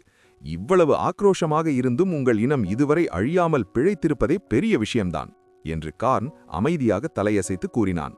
அந்த சர்ப்ப டிராகன் ஓய்வில்லாமல் அங்குமிங்கும் அசைந்து கொண்டிருந்தது. அதன் கண்கள் பகையாலும் வெறியாலும் நிறைந்திருந்தன. கார்னை முறைத்து பார்த்தபடி அந்த சர்ப்ப டிராகன் கத்தியது. உங்களைப் போன்ற கர்வமும் மேட்டிமைத்தனமும் கொண்ட உண்மையான டிராகன்களை நான் வெறுக்கிறேன். செத்துமடி! உண்மையான டிராகன்கள் சர்ப்ப டிராகன்களை தங்களை விட தாழ்ந்தவர்களாகவும் அறிவற்றவர்களாகவும் கருதுகின்றன. அதற்கு பதிலடியாக சர்ப்ப டிராகன்களும் உண்மையான டிராகன்கள் மீது மிகுந்த வெறுப்பை கொண்டுள்ளன. எந்தவித முன்னறிவிப்புமின்றி அந்த சர்ப்ப டிராகன் தனது விஷம் நிறைந்த பெரிய தாடைகளை திறந்து ஒரு நீண்ட மூச்சை உள்ளிழுத்து திடீரென கார்னை நோக்கி உழுமியது. மின்னல் மூச்சு. ஒரு கண்ணுக்கு புலப்படும் நீராவி மேகமும் மெல்லிய மின்னல் பொறிகளும் கலந்த ஒரு தாக்குதல் கார்னை சூழ்ந்தது. இது அதிக வெப்பநிலையையும் மின்னல் ஆற்றலையும் கொண்டது. சர்ப்ப டிராகன்கள் பொதுவாக ஒரு குறிப்பிட்ட ஆற்றலில் வலிமை பெற்றிருக்கும். அவற்றின் மரண சாபமும் அதே ஆற்றலுக்கு எதிரான எதிர்ப்பாற்றலை எதிரியின் உடலில் பலவீனப்படுத்தும் விதமாகவே அமைந்திருக்கும். அந்த நீராவி மேகம் பரவிய போது காற்றில் ஒருவித எரிச்சலும் மரத்துப் போகும் உணர்வும் பரவியது. அந்த புகைக்குள் மின்னல் வெடிக்கும் சடசட என்ற சத்தம் கேட்டது. கார்ன் இந்த தாக்குதலை தனது உடல் வலிமையால் எதிர்கொள்ள விரும்பவில்லை. அவன் தனது கால முடுக்கத்தை பயன்படுத்தி ஒரு வினாடிக்கும் குறைவான நேரத்தில் பக்கவாட்டில் நகர்ந்தான். அந்த மின்னல் மூச்சு கார்ன் விட்டுச் சென்ற நிழல் பிம்பத்தை மட்டும் கடந்து சென்று தரையில் மோதியது. தரையில் பட்ட அடுத்த கணம் அந்த ஆற்றல் ஒரு தொடர்ச்சியான கண்களை கூசும் ஒளியை தருவித்தவாறு அந்த மின்னல் தாக்குதல்கள் கார்னை தொட முடியாமல் தரையில் பாய்ந்து சிதறின. சர்ப்ப டிராகன் தனது நீண்ட உடலை வளைத்து காற்றில் வேகமாக பாய்ந்து கார்னை துரத்தியது. தனது கழுத்தை திருப்பி கார்ன் செல்லும் திசையெல்லாம் அந்த மின்னல் கலந்த நீராவி மூச்சை தொடர்ந்து உமிழ்ந்து கொண்டே இருந்தது. கார்ன் லேசாக புன்னகைத்தபடி சொன்னான், என்னை ஒருமுறை உன்னால் தொட்டுவிட முடிந்தால் கூட நானே உன்னை எனது எல்லையை விட்டு மரியாதையாக வெளியே அனுப்பி வைக்கிறேன். இந்த வார்த்தைகள் சர்ப்ப டிராகனை இன்னும் ஆத்திரமடையச் செய்தன. தன்னை ஒருவன் இவ்வளவு குறைவாக மதிப்பிடுவதா என்ற ஆத்திரத்தில் அதன் தாக்குதல்கள் இன்னும் உக்ரமடைந்தன. அதே நேரத்தில் கார்னின் பார்வை கூர்மையானது. அவன் தனது கால தாமத மந்திரத்தை டைரக்டாக சர்ப்ப டிராகன் மீது ஏவினான். என்ன நடக்கிறது என்று தெரியாமலேயே அந்த அரக்கனின் வேகம் மெல்ல குறையத் தொடங்கியது. ஒரு மெதுவான ஓட்டத்தில் ஓடும் பிம்பத்தைப் போல அதன் அசைவுகள் மந்தமாடன. கார்ன் தொடர்ந்து தனது வேகத்தை அதிகரித்துக் கொண்டே இருந்தான். சர்ப்ப டிராகனுக்கு கார்ன் ஒரு நிழலைப் போலவே தோன்றியது. அவரது உண்மையான உருவத்தை ஒரு வினாடி கூட அதனால் தெளிவாக பார்க்க முடியவில்லை. சர்ப்ப டிராகன்களுக்கு உண்மை அறிவு நுட்பம் என்ற ஒரு சிறப்பு மந்திர ஆற்றல் உண்டு. இதன் மூலம் மாயைகளை ஊடுருவி பார்க்கவும் எதிரிகளின் பலவீனத்தை கண்டறியவும் முடியும். கார்ன் ஏதோ மாயையை பயன்படுத்துவதாக நினைத்து சர்ப்ப டிராகன் தனது கண்களால் உற்று பார்த்தது. ஆனால் கார்ன் பயன்படுத்துவது மாயை அல்ல, காலத்தின் ஆற்றல் என்பதால் அந்த மந்திரத்தால் எதையும் கண்டறிய முடியவில்லை. மிகுந்த ஆத்திரமடைந்த சர்ப்ப டிராகன் கார்னின் நிழல்களை துரைத்தபடி அந்த சர்ப்ப டிராகன் தொடர்ந்து 10 வினாடிகளுக்கு மேலாக தனது நெருப்பு மற்றும் மின்னல் கலந்த மூச்சை உமிழ்ந்தபடி கார்னின் நிழல் பிம்பங்களை துரத்தியது. அந்த இடமே கருகிப்போய் கருப்பு நிறமாக மாறியது. நீண்ட நேர தாக்குதலால் அதன் தொண்டை வறண்டு போனது. அது மூச்சிறைக்கு நின்றது. கார்ன் காற்றில் தனது இறகைகளை அசைத்தபடி நிலை பெற்று நின்று அமைதியாக அந்த சர்ப்ப டிராகனை பார்த்தான். ஏமாற்றமடைந்த அந்த அரக்கன் கார்னை தொட முடியாது என்பதை உணர்ந்து தனது பார்வையை தூரத்தில் நிற்கும் அதன் படைகள் பக்கம் திருப்பினான். உன்னைப் போலவே உனது தொண்டர்களும் இவ்வளவு வேகமாக இருப்பார்களா என்று பார்க்கிறேன் என்று கத்தியபடி அந்த பச்சை நிற அரக்கன் கார்னுடன் போரிடுவதை நிறுத்திவிட்டு ஓநாய்களையும் காப்லின்களையும் தாக்க வேகமாக பாய்ந்தது. இதைக் கண்ட கார்னின் முகம் மாறவில்லை. அவரது உடல் ஒரு வெள்ளி நிறக் கோடாக மாறி மின்னல் வேகத்தில் கீழே இறங்கியது. கண்ணிமைக்கும் நேரத்தில் அவன் சர்ப்ப டிராகனுக்கு அருகில் தோன்றினான். இந்த தொடிர் தரிசனத்தினால் அதிர்ச்சியடைந்த அரக்கன் தன்னை தாக்காமல் தடுத்துக் கொள்ளற்காக தனது தலையை நீட்டி கார்னை கடிக்க முயன்றது. சர்ப்ப டிராகன்களின் விஷப்பற்களும் நகங்களும் அவற்றின் மிகச் சிறந்த ஆயுதங்கள். ஆனால் கார்னின் பார்வையில் அந்த அரக்கனின் அசைவுகள் அனைத்தும் மிக மெதுவாக தெரிந்தன. அது கார்னை கடிப்பது சாத்தியமே இல்லை. கார்ன் தனது அகன்ற இறகை ஓங்கி வீசி அந்த சர்ப்ப டிராகனின் தலையில் ஒரு பலமான அறை கொடுத்தான். அந்த அடியின் வேகத்தில் சர்ப்ப டிராகனின் உடல் வளைந்து தரையில் உருண்டது. அங்கிருந்த பாறைகளையும் பனிக்கட்டுகளையும் சிதைத்தடபடி அது தூக்கி எறியப்பட்டது. தரையில் டஜன் கணக்கான முறை உருண்டு ஓடிய அந்த சர்ப்ப டிராகன் இறுதியில் குளிர்ந்த பாறைகளில் மோதி நின்றது. நான் உன்னை இங்கிருந்து போகச் சொன்னேன் அல்லவா என்று கார்ன் அமைதியாக கேட்டான். மறுபுறம் நிலை கொண்ட அந்த அரக்கன் தனது தலை சுற்றலை தவிர்க்க தலையை வேகமாக உதறிக்கொண்டது. இன்னும் குறையாத ஆத்திரத்துடன் ஒரு துர்நாற்றத்தை வெளிப்படுத்தியபடி கார்னை பார்த்து கர்ஜித்தது. உன்னை துண்டு துண்டாக கிழிப்பேன். அதன் கூர்மையான நகங்கள் தரையை சிதைத்தன. ஒரு அம்பை போல அது மீண்டும் கார்னை நோக்கி பாய்ந்தது.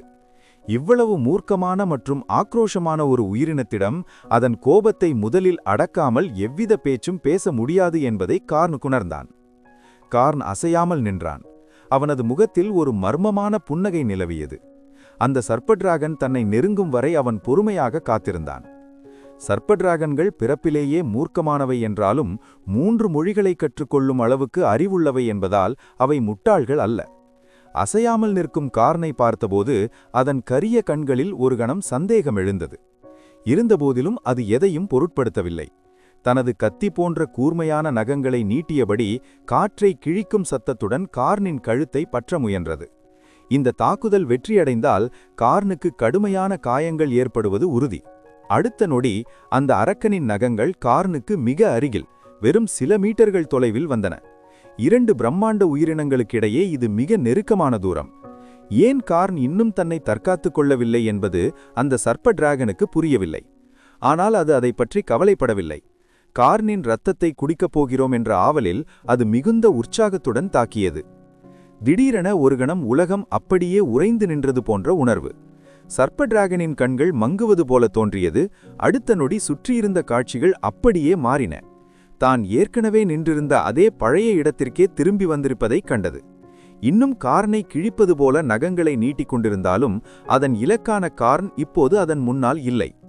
அருகில் நின்றிருந்த வெள்ளி டிராகனை பார்த்த சர்ப்ப டிராகன் குழப்பத்தில் தனது தலையை உலுக்கிக் கொண்டு பலமுறை கண்களை சிமிட்டியது. என்ன நடக்கிறது? இது எனது கற்பனையா? நான் உண்மையிலேயே நகரவில்லையா என்று அந்த அரக்கன் குழம்பியது. சர்ப்ப டிராகன்களுக்கு இருக்கும் நாலேஜ் ஸ்பெல் போர்க்களத்தில் மிக வேகமான எதிர்வினைகளை ஆற்ற அவற்றுக்கு உதவும். ஆனால் இப்போது நடந்த விஷயம் அதன் அறிவுக்கு எட்டாத ஒன்றாக இருந்தது. குழப்பத்தை தள்ளிவிட்டு சர்ப்ப டிராகன் மீண்டும் கார்னை நோக்கி பாய்ந்தது. இம்முறை தனது பெரிய வாயை திறந்து அந்த மர்மமான வெள்ளி டிராகனை தனது விஷப்பற்களால் கடிக்க முயன்றது. ஆனால் மீண்டும் அதே அதிசயம். அது பாய்ந்த அடுத்த கணமே மீண்டும் தனது பழைய இடத்திலேயே வந்து நின்றது. கார்ன் அசைவற்று அதே இடத்தில் நின்றபடி ஒரு சிறு புன்னகையுடன் அந்த அரக்கனின் அவல நிலையை வேடிக்கை பார்ப்பது போல பார்த்து கொண்டிருந்தான். ஆத்திரத்தில் கர்ஜித்த சர்ப்ப டிராகன் மீண்டும் ஒரு முறை கார்னை நோக்கி பாய்ந்தது. இம்முறை சர்ப்ப டிராகன் மிகவும் விழிப்புடன் இருந்தது. எதையும் தவறவிடக்கூடாது என்பதற்காக அது தனது கண்களை துடிக்க துடிக்க சுற்றிலும் கவனித்தது. ஆனால் முடிவு மாறவில்லை. அது தன் கண்களை கூட இமைக்காமல் உற்று பார்த்து கொண்டிருந்த போதிலும் அதன் பார்வை ஒரு கணம் மங்கியது. அடுத்த நொடி அது மீண்டும் தொடக்க புள்ளிக்கே வந்து சேர்ந்தது. நீ என்ன மந்திரத்தை பயன்படுத்துகிறாய் என்று அது அலறியது. கார்ன் மென்மையாக புன்னகைத்தானே தவிர பதில் ஏதும் கூறவில்லை. தான் சந்திக்கும் இந்த விசித்திரமான சூழ்நிலைக்கு தன் முன்னால் நிற்கும் இந்த பிரம்மாண்ட டிராகன் தான் காரணம் என்பதை சர்ப்ப டிராகன் உணர்ந்து கொண்டது. ஆத்திரமும் பிடிவாதமும் தலைக்கேற அது மீண்டும் மீண்டும் கார்னை நோக்கி பாய்ந்தது. தொலைவில் இருந்தே தனது டிராகன் மூச்சை ஏவி தாக்கும் வலிமை அதற்கு இருந்தும் கார்னை நேருக்கு நேர் மோதி வீழ்த்த வேண்டும் என்ற அதன் அகந்தை அதற்கு இடம் கொடுக்கவில்லை. ஆனால் அதன் ஆத்திரத்தால் காலத்தின் ஓட்டத்தை நிறுத்த முடியவில்லை. ஒவ்வொரு முறையும் அது தனது முழு பலத்தையும் திரட்டி கார்னை தாக்க மிக நெருங்கும்போது திடீரென மீண்டும் பழைய இடத்திற்கே தூக்கி எறியப்பட்டது. இந்த விசித்திரமான மற்றும் புரியாத சூழ்நிலையை சில முறை அனுபவித்த பிறகு சர்ப்ப டிராகனின் அறிவு மங்கத் தொடங்கியது. கொழுந்துவிட்டு எரிந்த அதன் ஆக்ரோஷமான கோபம் இப்போது பெருமளவு குறைந்திருந்தது. அது கார்னை வெறித்து பார்த்தது. பிறகு சுற்றிலும் ஒரு முறை நோக்கியது. அதன் வால் அறியாமலேயே மெல்ல ஆடியது. ஒரு கணம் அந்த பிடிவாதமான அரக்கன் தயங்கி நின்றது.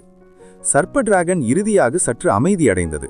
அதன் கொடூரமான முகத்தில் ஒருவித தயக்கம் தெரிவதை கார்ன் கூர்ந்து கவனித்தான். கார்ன் உள்ளுக்குள் மிகுந்த எச்சரிக்கையுடன் இருந்தான்.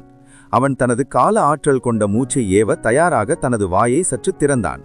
ஒருவேளை அந்த அரக்கன் ஆத்திரத்தில் தற்கொலை செய்து கொண்டு தன் மீது மரண சாபத்தை ஏவி விடுமோ என்ற கவலை அவனுக்கு இருந்தது. அதை கார்ன் விரும்பவில்லை.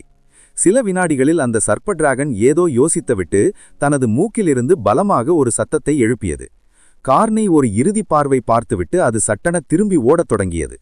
இப்போது ஓரளவுக்கு புத்தி வந்த அந்த அரக்கன் கார்னை ஒன்றும் செய்ய முடியாது என்பதை உணர்ந்திருந்தது. எனவே இங்கிருந்து தப்பித்து சென்று மற்ற 2 டிராகன்களையும் பலி வாங்கலாம் என்று அது நினைத்தது. கார்ன் அந்த சர்ப்ப டிராகன் நகர்வதை பார்த்துவிட்டு லேசாக தலையசைத்தான். மறுபுறம் அந்த அரக்கன் திரும்பி சில அடிகள் கூட செல்லவில்லை. அடுத்த நொடியே அது மீண்டும் தான் புறப்பட்ட அதே இடத்திற்கு திரும்பி வந்திருப்பதைக் கண்டு முகம் வெளறிப்போய் நின்றது. எல்லாம் ஒரே இனத்தில் நடந்தது. அது எவ்வளவு விழிப்புடன் இருந்தாலும் ஒவ்வொரு முறையும் அந்த காலச்சுழற்கையை எதிர்க்க அதற்கு வாய்ப்பே கிடைக்கவில்லை. ஒருவேளை அருகிலிருந்து யாராவது இதை பார்த்திருந்தால் அது ஒரு வேடிக்கையான காட்சியாக இருந்திருக்கும்.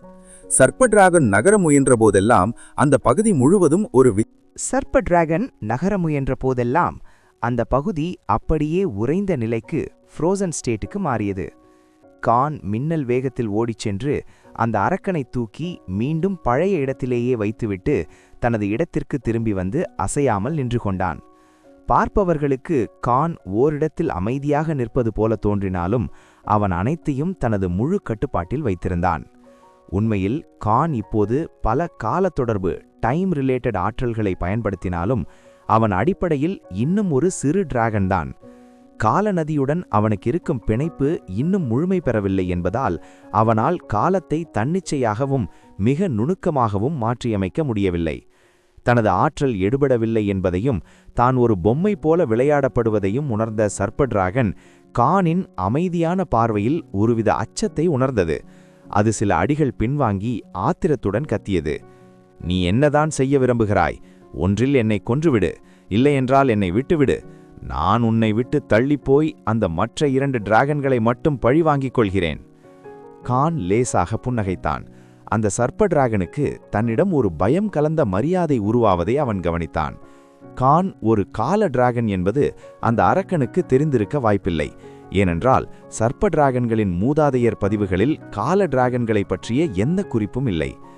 "உனக்கு ஒரு 3வது வாய்ப்பும் இருக்கிறது" என்று கான் கம்பீரமான குரலில் கூறினான். "நீ இங்கேயே நித்திய காலத்திற்கு சிறைப்பட்டு கிடக்கலாம். உயிரோடு இருப்பாய். ஆனால் உன்னால் சுதந்திரமாக ஒரு அடியை கூட எடுத்து வைக்க முடியாது. அல்லது 3வது வாய்ப்பு நீ எனக்கு சேவை செய்வது, எனது விசுவாசமான தொண்டனாக மாறுவது" என்று கான் கூறினான். பொதுவாக டிராகன்கள் மற்றொரு டிராகனுக்கு தோழனாக இருப்பதில்லை. ஆனால் அந்த 2 வெள்ளை டிராகன்களைப் போல டிராகன் கூடுகளின் பாதுகாவலர்களாக சேவை செய்வது வழக்கம்தான். அந்த சர்ப்ப டிராகன் ஒரு கணம் திகைத்து நின்றது. பிறகு தனது பற்களை காட்டி ஆக்ரோஷமாக உருமியது. "கனவு காணாதே. உனது எண்ணம் ஒருபோதும் நிறைவேறாது. நான் சாக வேண்டி இருந்தாலும் பரவாயில்லை. நான் இறந்த பிறகு எங்களது இனம் சுமந்து வரும் அந்த மரண சாபத்தை நீ சுவைப்பாய் என்று நான் உறுதி கூறுகிறேன்." கானின் முகம் சீரியஸானது. அவன் லேசாக நெற்றியை சுருக்கினான். "உண்மையாகவே சொல்கிறாயா?" என்று கேட்டான். அழிவின் இருவில் இருக்கும் ஒரு அரிய சர்ப்படிராகன் இனத்தை தனது தொண்டனாக வைத்துக்கொள்ள அவன் விரும்பினான். ஆனால் அது தனது பிடிவாதத்தை மாற்றிக்கொள்ளாவிட்டால் கானுக்கு வேறு வழியில்லை. அவன் அதை கால ஓட்டத்திலிருந்து நாடு கடத்த வேண்டியிருக்கும். தனது தற்போதைய வயதில் கானால் தனது இலக்கை ஒரே ஒரு கண்ணிமைக்கும் நேரத்தில் 3 ஆண்டுகால மாற்றத்தை அனுபவிக்க முடியும். 3 ஆண்டுகளுக்குப் பிறகு அந்த சர்ப்ப டிராகன் மீண்டும் காலத்தின் பிடியில் சிக்கினால் அவன் அதை மேலும் 6 ஆண்டுகளுக்கு நாடு கடத்தலாம். அல்லது அதன் மரண சாபத்தை முறிக்க ஒரு வழியை கண்டுபிடிக்கும் வரை அதை பனிச்சிறையில் வைத்திருக்கலாம். சர்ப்ப டிராகன்கள் பழிவாங்கும் குணமுள்ளவை. அவற்றை அடக்கி ஆள முடியாவிட்டால் அவற்றை உயிரோடு வைத்திருப்பது ஆபத்து என்பதை கான் உணர்ந்தான். கானின் தீவிரமான பார்வைக்கு கீழ் கானின் ஆபத்தான பார்வைக்கு கீழ் அந்த சர்ப்ப டிராகன் பலமாக மூச்சை வெளியேற்றது. தரையில் நச்சு உமிழ்நீரை துப்பியது. பிறகு தனது கழுத்தை திருப்பி உரக்க கத்தியது. நான் கானின் நகங்கள் லேசாக அசைந்தன. காலத்தின் ஆற்றல் மெல்ல பரவத் தொடங்கியது. ஆனால் அந்த அரக்கன் பேசி முடிப்பதற்குள் ஏதோ ஒன்றை நினைவு கூர்ந்தது போல சட்டென மௌனமானது. பிறகு இடி முழங்குவது போன்ற குரலில், "எனக்கு சரியாக தெரியவில்லை" என்று முணுமுணுத்தது. கான் சற்று திகைத்து உயர்த்திய நகத்தை கீழே இறக்கினான். சர்ப்ப டிராகன் தனது கழுத்தை திருப்பி, எனக்கு ஒரு கோரிக்கையை நீ ஏற்றுக்கொண்டால் நான் உனது விசுவாசமான தொண்டனாக மாறுகிறேன் என்று சொன்னது. அதை சொல்லும்போது எப்போதும் மூர்க்கமாக இருக்கும் அதன் முகத்தில் ஒரு சிறிய நம்பிக்கை கேற்று தெரிந்தது. கானின் பிளாட்டினம் நிற கண்களில் அந்த சர்ப்ப டிராகனின் முகம் பிரதிபலித்தது. அவனுக்கு குழப்பமும் ஆர்வமும் ஒரு சேர தொற்றியது. விளக்கி கூறு என்றான் கான். சர்ப்ப டிராகன் தனது நீண்ட வாளை அங்குமிங்கும் அசைத்தது. அதன் பதற்றத்து தரை சிதைந்து உருகுலைந்தது. அது மிகுந்த கவலையுடன் தொடர்ந்தது. எனது இனத்தின் கடமையான இனப்பெருக்கத்தை நான் நிறைவேற்ற வேண்டும். ஆனால் நான் நீண்ட காலமாக தேடியும் எனது இனத்தைச் சேர்ந்த வேறு எந்த உயிரினத்தையும் என்னால் கண்டுபிடிக்க முடியவில்லை. சர்ப்ப டிராகன்கள் தங்கள் வாழ்நாளில் ஒரே ஒரு முறை மட்டும்தான் இனப்பெருக்கத்திற்காக இணையை தேடும். உடல் அதற்கு தயாராகிவிட்டால் அது எங்களது இரத்தத்திலும் உள்ளுணர்விலும் எழுதப்பட்ட ஒரு அவசர தேவையாக மாறிவிடும். ஆனால் எங்களது எண்ணிக்கை நாளுக்கு நாள் குறைந்து வருவதால் இனப்பெருக்கம் செய்வது என்பது சாத்தியமற்ற ஒன்றாக மாறி வருகிறது. ஒரு துணையை தேடி 1000 கணக்கான மைல்கள் பயணம் செய்தாலும் ஏமாற்றமே மிஞ்சுகிறது. உண்மையில் நான் ஒருமுறை எனது இனத்தைச் சேர்ந்த வேறொருவரை கண்டேன். அவனும் ஆண் டிராகன் தான். நாங்கள் ஒருவருக்கொருவர் சண்டையிட்டோம். அதற்கு பிறகு நான் அவனை பார்க்கவே இல்லை என்று அந்த அரக்கன் கூறியது. அதன் குரல் உலோகம் உரசும் சத்தத்தைப் போலவும் ஆவிகளின் அலறல் போலவும் மிகவும் கரகரப்பாக கேட்டது. சாதாரண உயிரினங்கள் இந்த குரலை கேட்டாலே அச்சத்தில் நடுங்கும். ஆனால் கான் அந்த சர்ப்ப டிராகனின் வார்த்தைகளுக்கு பின்னால் இருந்த ஒரு மெல்லிய சோகத்தை உணர்ந்தான். சர்ப்ப டிராகன்கள் எவ்வளவு மூர்க்கமானவை என்றாலும் அவை அறிவுள்ள உயிரினங்கள். தங்கள் இனம் அழிந்து கொண்டிருப்பதை மற்றவர்களை விட நன்கு அறிந்துள்ளன. அவற்றால் தங்களது அழிவை தற்காலிகமாக தள்ளிப்போட முடியுமே தவிர தற்போதைய நிலையில் முழுமையாக தடுக்க முடியாது. இன்று அவை உண்மையான டிராகன்களை விட அரிய உயிரினங்களாக மாறிவிட்டன. நீ மிகவும் வலிமையானவன் என்று எனக்கு தோன்றுகிறது. எனக்கொரு பெண் துணையைச் சேட நீ உதவுவதாக சம்மதித்தால் நான் உனது பின்னால் வர தயாராகிறேன் என்று சர்ப்ப டிராகன் கானை பார்த்து கூறியது. உண்மையை சொல்ல வேண்டுமென்றால் கானுக்கு இதில் பெரிய நம்பிக்கை இல்லை. சர்ப்ப டிராகன்கள் உண்மையான டிராகன்கள் அல்ல. உண்மையான டிராகன்கள் வளர்ந்த பிறகு தங்களது உருவத்தை மாற்றிக்கொள்ளும் திறன் கொண்டவை. ஆனால் சர்ப்ப டிராகன்களுக்கு அந்த வசதி இல்லை. இவ்வளவு அரிய ஒரு உயிரினத்திற்கு துணையை தேடுவது என்பது வைக்கோல் போரில் ஊசியை தேடுவதற்கு சமம். சர்ப்ப டிராகன்களுக்கு மற்ற உயிரினங்களின் அழகை பற்றி கவலை இல்லை. அவை தங்கள் இனத்தை சேர்ந்த துணையை மட்டுமே தேடுகின்றன. கான் ஒரு கணம் யோசித்தான். பிறகு அந்த அரக்கனின் எதிர்பார்ப்பு நிறைந்த கொடூரமான பார்வையை பார்த்து மெல்ல கூறினான், என்னால் வெற்றியுறுதி அளிக்க முடியாது. ஆனால் இதை மட்டும் உனக்கு உறுதியாக சொல்கிறேன். நீ எனக்கு அடிபணிந்து நடந்தால் எனது படைகள் உலகம் முழுவதும் சர்ப்ப டிராகன்களின் சுவடுகளை தேடும். எனது தொண்டர்களின் கால் தடங்கள் இந்த உலகின் ஒவ்வொரு மூலையிலும் பதியும். நோவா கண்டத்தில் எங்காவது ஒரு பெண் சர்ப்ப டிராகன் இருந்தால் நிச்சயம் உனது இனத்தை பெருக்க உனக்கு ஒரு வாய்ப்பு கிடைக்கும். இதை கேட்டதும் அந்த சர்ப்ப டிராகன் ஓரிடத்தில் சுழன்றது. சில வினாடிகள் தீவிரமாக சிந்தித்த பிறகு அது நகர்வதை நிறுத்திவிட்டு கானுக்கு முன்னால் தனது தலையை தாழ்த்தி மண்டியிட்டது. இனிமேல் இரவு நேர பெரும்பாம்பின் பெயரால் நான் உனது தொண்டனாக மாறுவேன் என்று சத்தியம் செய்கிறேன். குறிப்பு: அந்த இரவு நேர பெரும்பாம்பு என்பது சூரியனை விழுங்குபவர், கனவு கால பாம்பு என பல பெயர்களில் அழைக்கப்படும் ஒரு பண்டைய குழப்பக் கடவுள். சர்ப்ப டிராகன்கள் வணங்கும் மிக உயர்ந்த தெய்வம் இதுவே. அது தொடர்ந்தது, உனது எதிரிகள் அனைவரையும் நான் துண்டு துண்டாக கிழிப்பேன். அவர்களை இடிபாடுகளுக்கு நடுவில் மண்டியிடச் செய்து வலியால் அலற வைத்து உனது பெயரை உச்சரிக்க வைப்பேன். அவர்களின் இரத்தத்தாலும் பிணங்களாலும் உனது உருவத்தை நான் வரைவேன். கடைசியாக சொன்ன அந்த விஷயம் மட்டும் வேண்டாம் என்று கான் குறுக்கிட்டான். சர்ப்ப டிராகனின் அந்த மூர்க்கமான வார்த்தைகளை கேட்ட அவனுக்கு தனது முடிவை பற்றி கானுக்கு சற்று தயக்கம் இருந்தாலும் அவன் பல்வேறு குலங்களின் தலைவர்களை ஒன்றிடத்தான். அந்த சர்ப்ப டிராகனுக்கு முன்னால் நின்று சர்ப்ப டிராகன்களின் சுவடுகளை தேடுங்கள் என்று அவர்களுக்கு கட்டளையிட்டான். கானின் மிகவும் வலிமையான தொண்டர்களான வுல்ஃப் ஹார்ட் இனமே அந்த சர்ப்ப டிராகனை பார்த்தபோது அச்சத்தில் உறைந்து போனது. கானின் முன்னாள் முதன்மை தொண்டனான பனிப்புலி அதன் முன்னால் ஒரு பூனைக்குட்டியைப் போல நடுங்கிக் கொண்டிருந்தது. அந்த சர்ப்ப டிராகன் தனது உதடுகளை லக்கியது. அதன் பிரகாசமான சிவப்பு நிற பிளவட்ட நாக்கு காற்றில் அசைந்தது. பிறகு அது கானிடம் கேட்டது, இவர்களை நான் தின்னலாமா? இந்த ஓநாய்களும் புலியும் பார்ப்பதற்கு மிகவும் ருசியாக தெரிகின்றன. ஓநாய்களுக்கு டிராகன் மொழி புரியவில்லை என்றாலும் அந்த சர்ப்ப டிராகனின் கண்களில் தெரிந்த வஞ்சகமான பார்வையை புரிந்து கொண்டு மெல்ல உருமின. கானின் முகம் தீவிரமானது. அவன் உறுதியாக சொன்னான், கூடாது. சர்ப்ப டிராகன் ஏமாற்றத்துடன் தனது பார்வையை திருப்பிக் கொண்டது. சிறிது நேரம் யோசித்த பிறகு மீண்டும் கேட்டது, அப்படியென்றால் அந்த 2 வெள்ளை டிராகன்களையாவது நான் பழிவாங்கலாமா? கானின் முகம் இருண்டது. அவன் கனத்த குரலில் மீண்டும் சொன்னான், முடியாது. புதிய பயணம், தெற்கு நோக்கிய நகர்வு. 1 வாரம் கடந்தது. வெல்வெட் துணியைப் போன்ற ஆழமான கருநீல இரவு வானத்தின் கீழ் கான் தனக்கு தேவையான பொருட்களை சேகரித்துக் கொண்டிருந்தார். அவர் ஒரு முக்கியமான முடிவை எடுத்திருந்தார். கான் இப்போது புறப்பட தயாராகிவிட்டார். மனித படைகளிடம் கைப்பற்றப்பட்ட பொருட்களில் சில விண்வெளி மோதிரங்கள் இருந்தன. கான் தனது சிவப்பு சுவாழை தடி, மாயவாள், சில விலைமதிப்பற்ற ரத்தினங்கள் மற்றும் நாணயங்களை அந்த மோதிரத்திற்குள் வைத்தார். பிறகு தனது நாக்கை வளைத்து அந்த பொருட்களை தனது உடலின் பாதுகாப்பான இடமான டிராகன் வாயின் உட்புறத்தில் பத்திரப்படுத்திக் கொண்டார். அனைத்தையும் அடுக்கிய பிறகு மீண்டும் அந்த சிவப்பு சுவாழை தடியை வெளியே எடுத்தார். தனது கண்களை மெல்ல மூடி அதன் இடப்பையும் அதனுடன் இருந்த பிணைப்பையும் உணர்ந்தார். கானின் மன வலிமை அதிகரிக்க அதிகரிக்க இந்த தொடர்பு இன்னும் தெளிவாக தெரிந்தது. அவருக்கு ஒரு மெல்லிய நேர்கோடு தெரிந்தது. அதன் ஒரு முனை அந்த தடியுடனும் மறுமுனை தெற்கு நோக்கி ஒரு குறிப்பிட்ட இடத்துடனும் இணைந்திருந்தது. இப்போது எல்லையை விட்டு செல்வதில் எந்த பிரச்சனையும் இருக்காது என்று கான் கண்களை திறந்து எண்ணினார். தனது ராஜ்யத்தின் பாதுகாப்பை ஒருமுறை மனதால் உணர்ந்து பார்த்தார். பனிமலை டிராகன் கூட்டில் இப்போது வலிமையான சர்ப்ப டிராகன் இருப்பதால் அந்த பகுதி மிகவும் பாதுகாப்பாக இருக்கிறது. பனிப்பாறை எல்லை பகுதியில் 2 வெள்ளை டிராகன்கள் காவல் காக்கின்றன. தூர வடக்கின் பனிச்சமவெளிகளில் வெள்ளை டிராகன்களும் சர்ப்ப டிராகன்களும் மிகச்சிறந்த வேட்டையாட்கள்.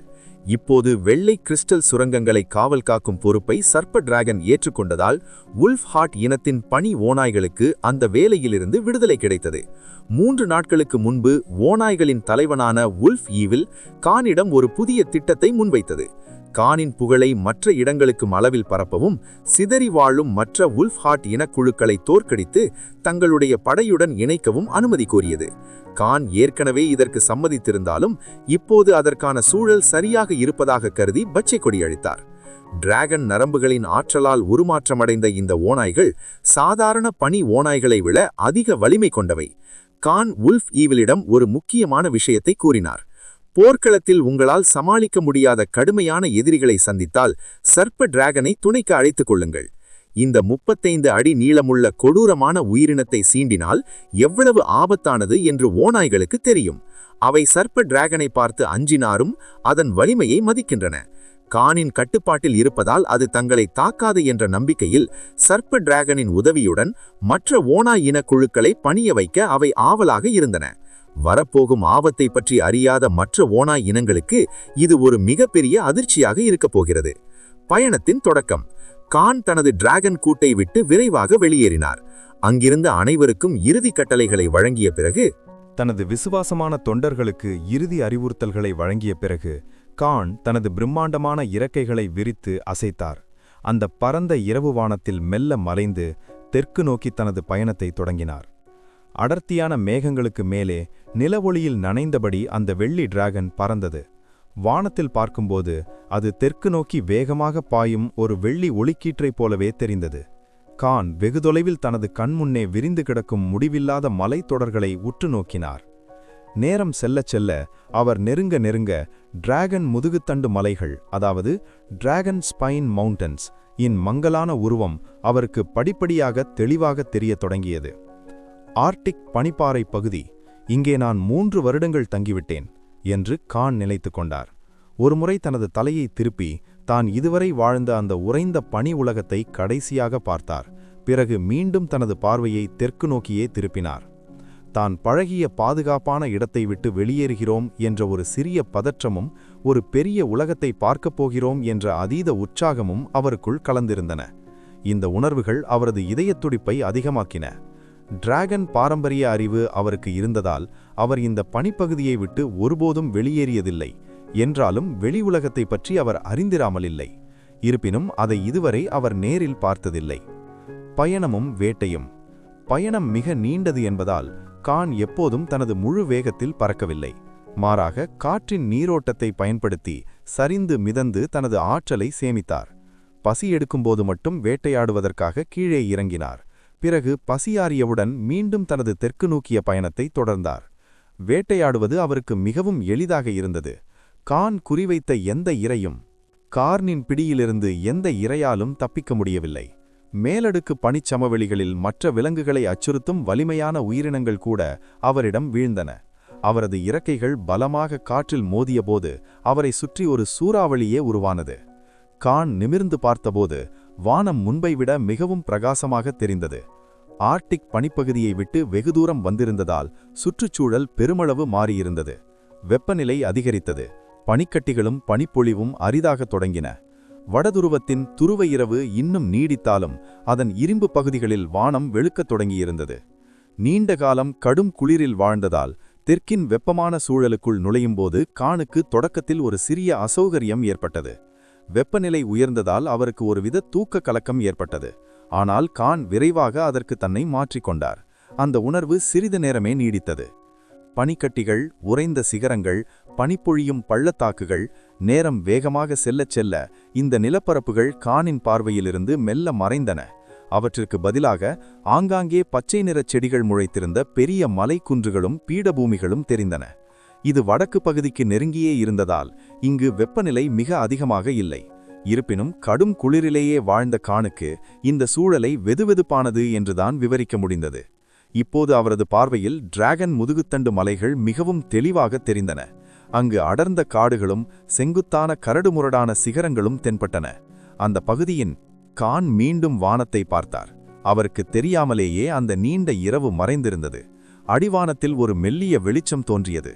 அது வானம் முழுவதும் பரவி டிராகன் முதுகுத்தண்டு மலைகளின் மீது ஒரு மென்மையான பொன்னிற ஒளியை படர வைத்தது. அந்த மலைத்தொடர் பூமியின் மீது ஒரு மாபெரும் பொன்னிற கவசமிட்டு டிராகன் அமைதியாக தூங்கிக் கொண்டிருப்பதைப் போலவே காட்சியளித்தது. கான் இப்போது துருவ பனிச்சமவெளியில் இல்லை. அவர் ஆர்க்டிக் பகுதியை விட்டு வெளியே வந்ததால் இந்த உலகில் முதன்முறையாக பகல் மற்றும் இரவின் சுழற்சியை நேரில் அனுபவித்தார். அந்த வெள்ளி நிற பிரம்மாண்ட டிராகன் தனது உயரத்தை குறைத்து கீழே இறங்கியது. அவரது இறக்கைகளிலிருந்து உருவான பலமான காற்று கீழே இருந்த மரங்களின் இலைகளை பலத்த சத்தத்துடன் அசைய வைத்தது. அங்கே வாழ்ந்து வந்த ஆர்க்குகள், கோப்லின்கள் மற்றும் குள்ளர்கள் போன்ற அறிவுள்ள உயிரினங்கள் தலை நிமிர்ந்து பார்த்தன. கார்னின் கம்பீரமான உருவத்தை கண்டதும் அவர்கள் முகத்தில் பிரமிப்பு, பயம் மற்றும் சிலரின் கண்களில் வெறுப்பு கூட தெரிந்தது. கான் கீழே விழிந்திருந்த உலகத்தை பார்த்தார். தாவரங்களின் வாசனை நிறைந்த காற்றை ஆழமாக உள்ளிழுத்து மிகுந்த மகிழ்ச்சியை உணர்ந்தார். அடர்ந்த காடுகள், ஓடும் ஆறுகள், இதமான தென்றல் மற்றும் தொலைவில் கேட்ட காட்டு விலங்குகளின் கர்ஜனைகள் என அனைத்தும் அவருக்கு புதிய மற்றும் உற்சாகமான உணர்வை தந்தன. ஆர்க்டிக் பனிப்பகுதியில் அரிதாக காண கிடைக்கும் இயற்கையின் ஒரு அழகான படிவம் போல இந்த காட்சிகள் இருந்தன. பச்சை மலைகளுக்கு இடையில் இறங்கி சற்று ஓய்வெடுக்கவும் இயற்கையின் அழகை ரசிக்கவும் கான் திட்டமிட்டார். அவர் தனது பிரம்மாண்டமான இறக்கைகளை மடித்து மெல்ல கீழே இறங்கினார். சற்று முன்பு வரை மங்கலாக தெரிந்த அந்த மலைத்தொடர் இப்போது அவருக்கு நேர் கீழே விரிந்து கிடந்தது. கான் உருவத்தில் பெரியவராக இருந்தாலும் அங்கிருந்த உயரமான அமைதியான மரங்களுக்கு இடையில் அவர் ஒரு பகுதியாகவே தெரிந்தார். மரங்களின் உச்சியில் இருந்த இலைகள் மறையும் சூரியனின் செந்நிற கதிர்களைப் போலவே தெரிந்தன. அது மட்டுமல்லாமல் பல விசித்திரமான செடிகளும் வெவ்வேறு வண்ணங்களில் பெரிய மரங்களும் அங்கே இருந்தன. பனியால் மூடப்பட்ட அந்த வெள்ளி நிற உலகத்திற்கும் இந்த வண்ணமயமான துடிப்பான உலகத்திற்கும் எவ்வளவு வித்தியாசம்! ஒவ்வொன்றிற்கும் தனித்துவமான அழகும் வசீகரமும் இருந்தது. அப்போது கான் சுமார் 10 ஜாங் உயரமுள்ள ஒரு பெரிய மரத்தை கண்டார். அதன் கிளைகளும் இலைகளும் ஒரு குடை போல அடர்த்தியாக பரவியிருந்தன. அந்த மரத்தின் உச்சியில் ஆப்பிள் பழங்களைப் போன்ற சிவப்பு நிற பழங்கள் இருந்தன. ஆனால் அவை கார்னின் நினைவில் இருந்த ஆப்பிள்களை விட பெரியதாக இருந்தன. அவரது கண்கள் பிரகாசித்தன. அவர் தனது டிராகன் நகங்களை நீட்டி சில பழங்களை பறித்து வாயில் போட்டுக்கொண்டார். அதன் சதைப்பகுதி மிகவும் மென்மையாகவும் சாறு இனிப்பாகவும் சுவை மிகவும் இதமாகவும் இருந்தது. கார்னால் அந்த சுவையை கட்டுப்படுத்த முடியவில்லை. மீண்டும் மீண்டும் பழங்களை பறித்து வாயில் திணித்து கொண்டார். சிறிது நேரத்தில் அந்த மரத்தில் இருந்த மோதலும் பழங்களையும் அவர் சாப்பிட்டு தீர்த்துவிட்டார். மீண்டும் சுயநினைவுக்கு வந்த கான் ஒரு பெருமூச்சு விட்டார். பழங்களின் சுவை எப்படி இருக்கும் என்பதையே நான் கிட்டத்தட்ட மறந்துவிட்டேன் என்று அவர் எண்ணினார். ஆர்க்டிக் பனிச்சமவெளிகளிலும் தாவரங்கள் இருந்தன. ஆனால் அவற்றில் உண்ணக்கூடிய பழங்கள் இருக்கிறதா என்று கானுக்கு தெரியாது. கடந்த 3 ஆண்டுகளில் அவர் அப்படி எதையும் கண்டதில்லை. சிறிது யோசனைக்குப் பிறகு அந்த மரத்தில் மீதமிருந்த பழங்களையும் சில கிளைகளையும் பறித்து தனது விண்வெளி மோதிரத்தில் பத்திரப்படுத்தினார். டிராகன்கள் அனைத்துண்ணிகள். அவற்றால் மண், கல் மற்றும் உலோகங்களை கூட உண்ண முடியும். இருப்பினும் கான் இறைச்சியையே அதிகம் விரும்புகிறார். இருந்தாலும் எப்போதாவது பழங்களை சாப்பிடுவது ஒரு தனித்துவமான அனுபவமாக அவருக்கு இருந்தது. தொடர்ந்து பயணம் செய்ததால் ஏற்பட்ட சோர்வு இப்போது கானை ஆட்கொண்டது. தூக்கம் மெல்ல அவர் கண்களை தழுவியது. அவர் தனது இறக்கைகளை ஒருமுறை அசைக்க அவரைச் சுற்றி அடர்த்தியான மூடுபனி உருவானது. அந்த பனி சூரிய ஒளியை மறைத்து கானின் உடலையும் அந்த பெரிய நிலப்பரப்பையும் போர்த்திக் கொண்டது. அந்த அடர்ந்த மூடுபனிக்குள் வெள்ளி டிராகனின் உருவம் மறைந்தது. அவரது அச்சுறுத்தும் ஆற்றலும் அடங்கியது. இதனால் ஒரு மாபெரும் வேட்டைக்காரன் அருகில் இருப்பதை உணர்ந்து பதற்றத்தில் இருந்த காட்டு விலங்குகளும் மாயாஜால உயிரினங்களும் நிம்மதியடைந்தன. கான் தனது கண்களை மூடினார். தனது நீண்ட வாலை ஒரு தலையணையைப் போலச் சுருட்டி அதன் மீது தலை சாய்த்து அங்கேயே ஆழமான உறக்கத்தில் ஆழ்ந்தார். டிராகன் முதுகு தண்டு மலை, ஒரு புதிய காலை. மறுநாள் காலை அடர்த்தியான மரங்களின் கிளைகளுக்கிடையே சூரிய ஒளி ஊடுருவி தரையில் விழுந்தது. காற்றில் மிதக்கும் தூசுகளின் மீது அந்த ஒளி பட்டு பல்வேறு அளவுகளில் ஒளி புள்ளிகளை தரையில் உருவாக்கியது. அமைதியான அந்த மலைக்காட்டில் காலை சூரியனின் ஒளிக்கற்றைகள் மரங்களுக்கிடையே நடனமாட, அந்த அமைதியான சூழலில் சீரான மற்றும் கம்பீரமான காலடிச் சத்தங்கள் எதிரொலித்தன. அந்த ஒளியில் நனைந்தபடி வந்தவர்களின் முகங்களில் அசைக்க முடியாத உறுதி தெரிந்தது.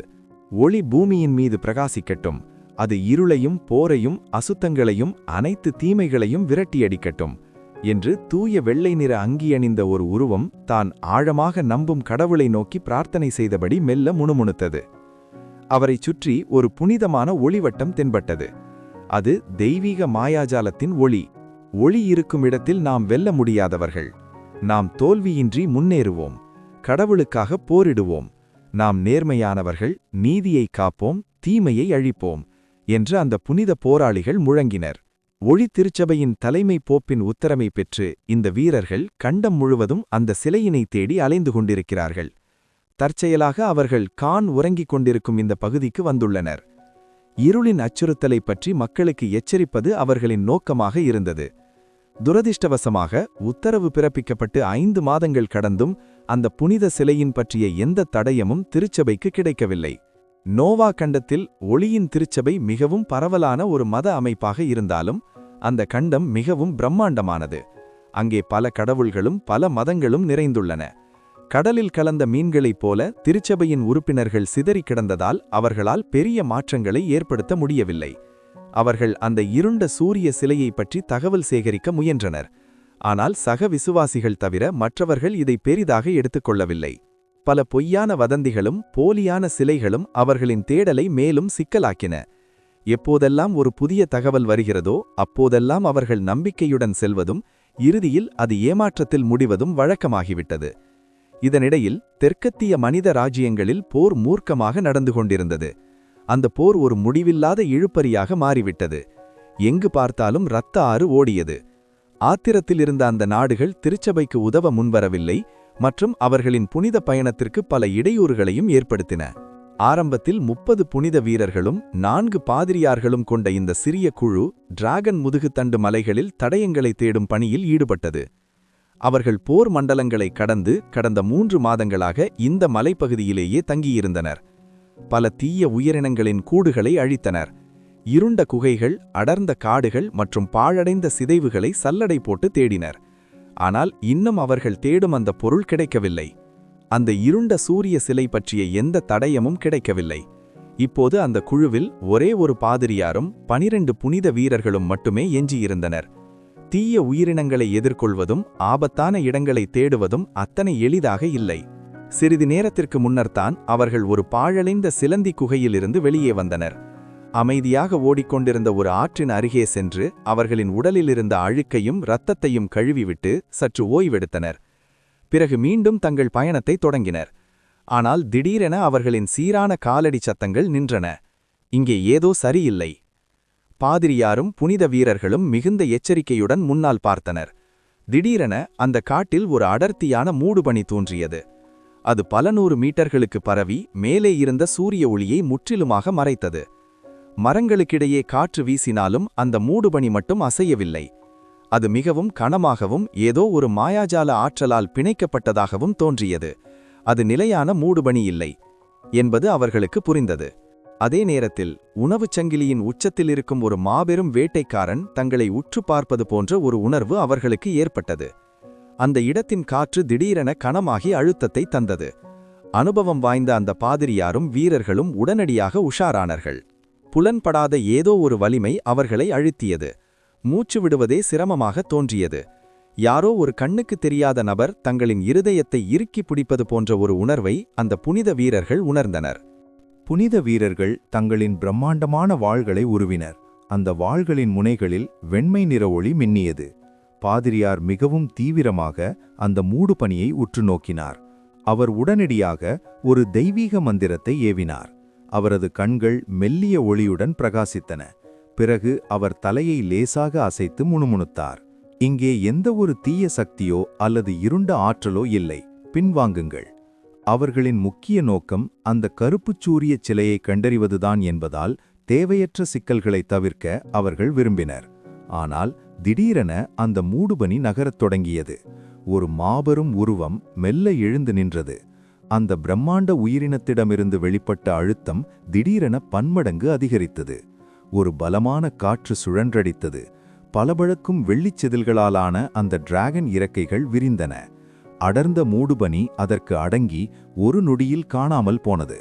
மூடுபனி கலைந்ததும் அங்கிருந்த டிராகனின் அந்த அதீத சக்தி அனைவரையும் அதிர்ச்சியில் ஆழ்த்தியது. புயலில் சிக்கிய சிறு படகுகளைப் போல டிராகனின் அந்த ஆளுமை அங்கிருந்த வீரர்களை நிலைகுலையச் செய்தது. பாதிரியார்கள் தங்கள் மந்திரத்தை முணுமுணுக்கத் தொடங்கினர். தூய வெள்ளை ஒளியினாலான ஒரு வட்டம் மின்னியது. அது வீரர்களின் உடலில் ஒரு வெப்ப நீரோட்டத்தைப் போல பாய்ந்து அவர்களின் நம்பிக்கையையும் தைரியத்தையும் அதிகரித்தது. டிராகனின் அச்சுறுத்தும் சக்தியை ஓரளவுக்கு குறைத்தது. பாதிரியார் நிமிர்ந்து பார்த்தார். மூடுபனியிலிருந்து வெளிப்பட்ட அந்த மாபெரும் உயிரினத்தின் பிரகாசமான பிளாட்டினம் நிற கண்களும் பிரம்மாண்டமான வெள்ளை உடல் கண்ணில் பட்டதும் அந்த பிரம்மாண்டமான டிராகனின் உடல் வானத்தையே மறைத்தது. அதன் இறக்கைகளின் நிழல் அங்கிருந்த அனைவர் மீதும் படர்ந்தது.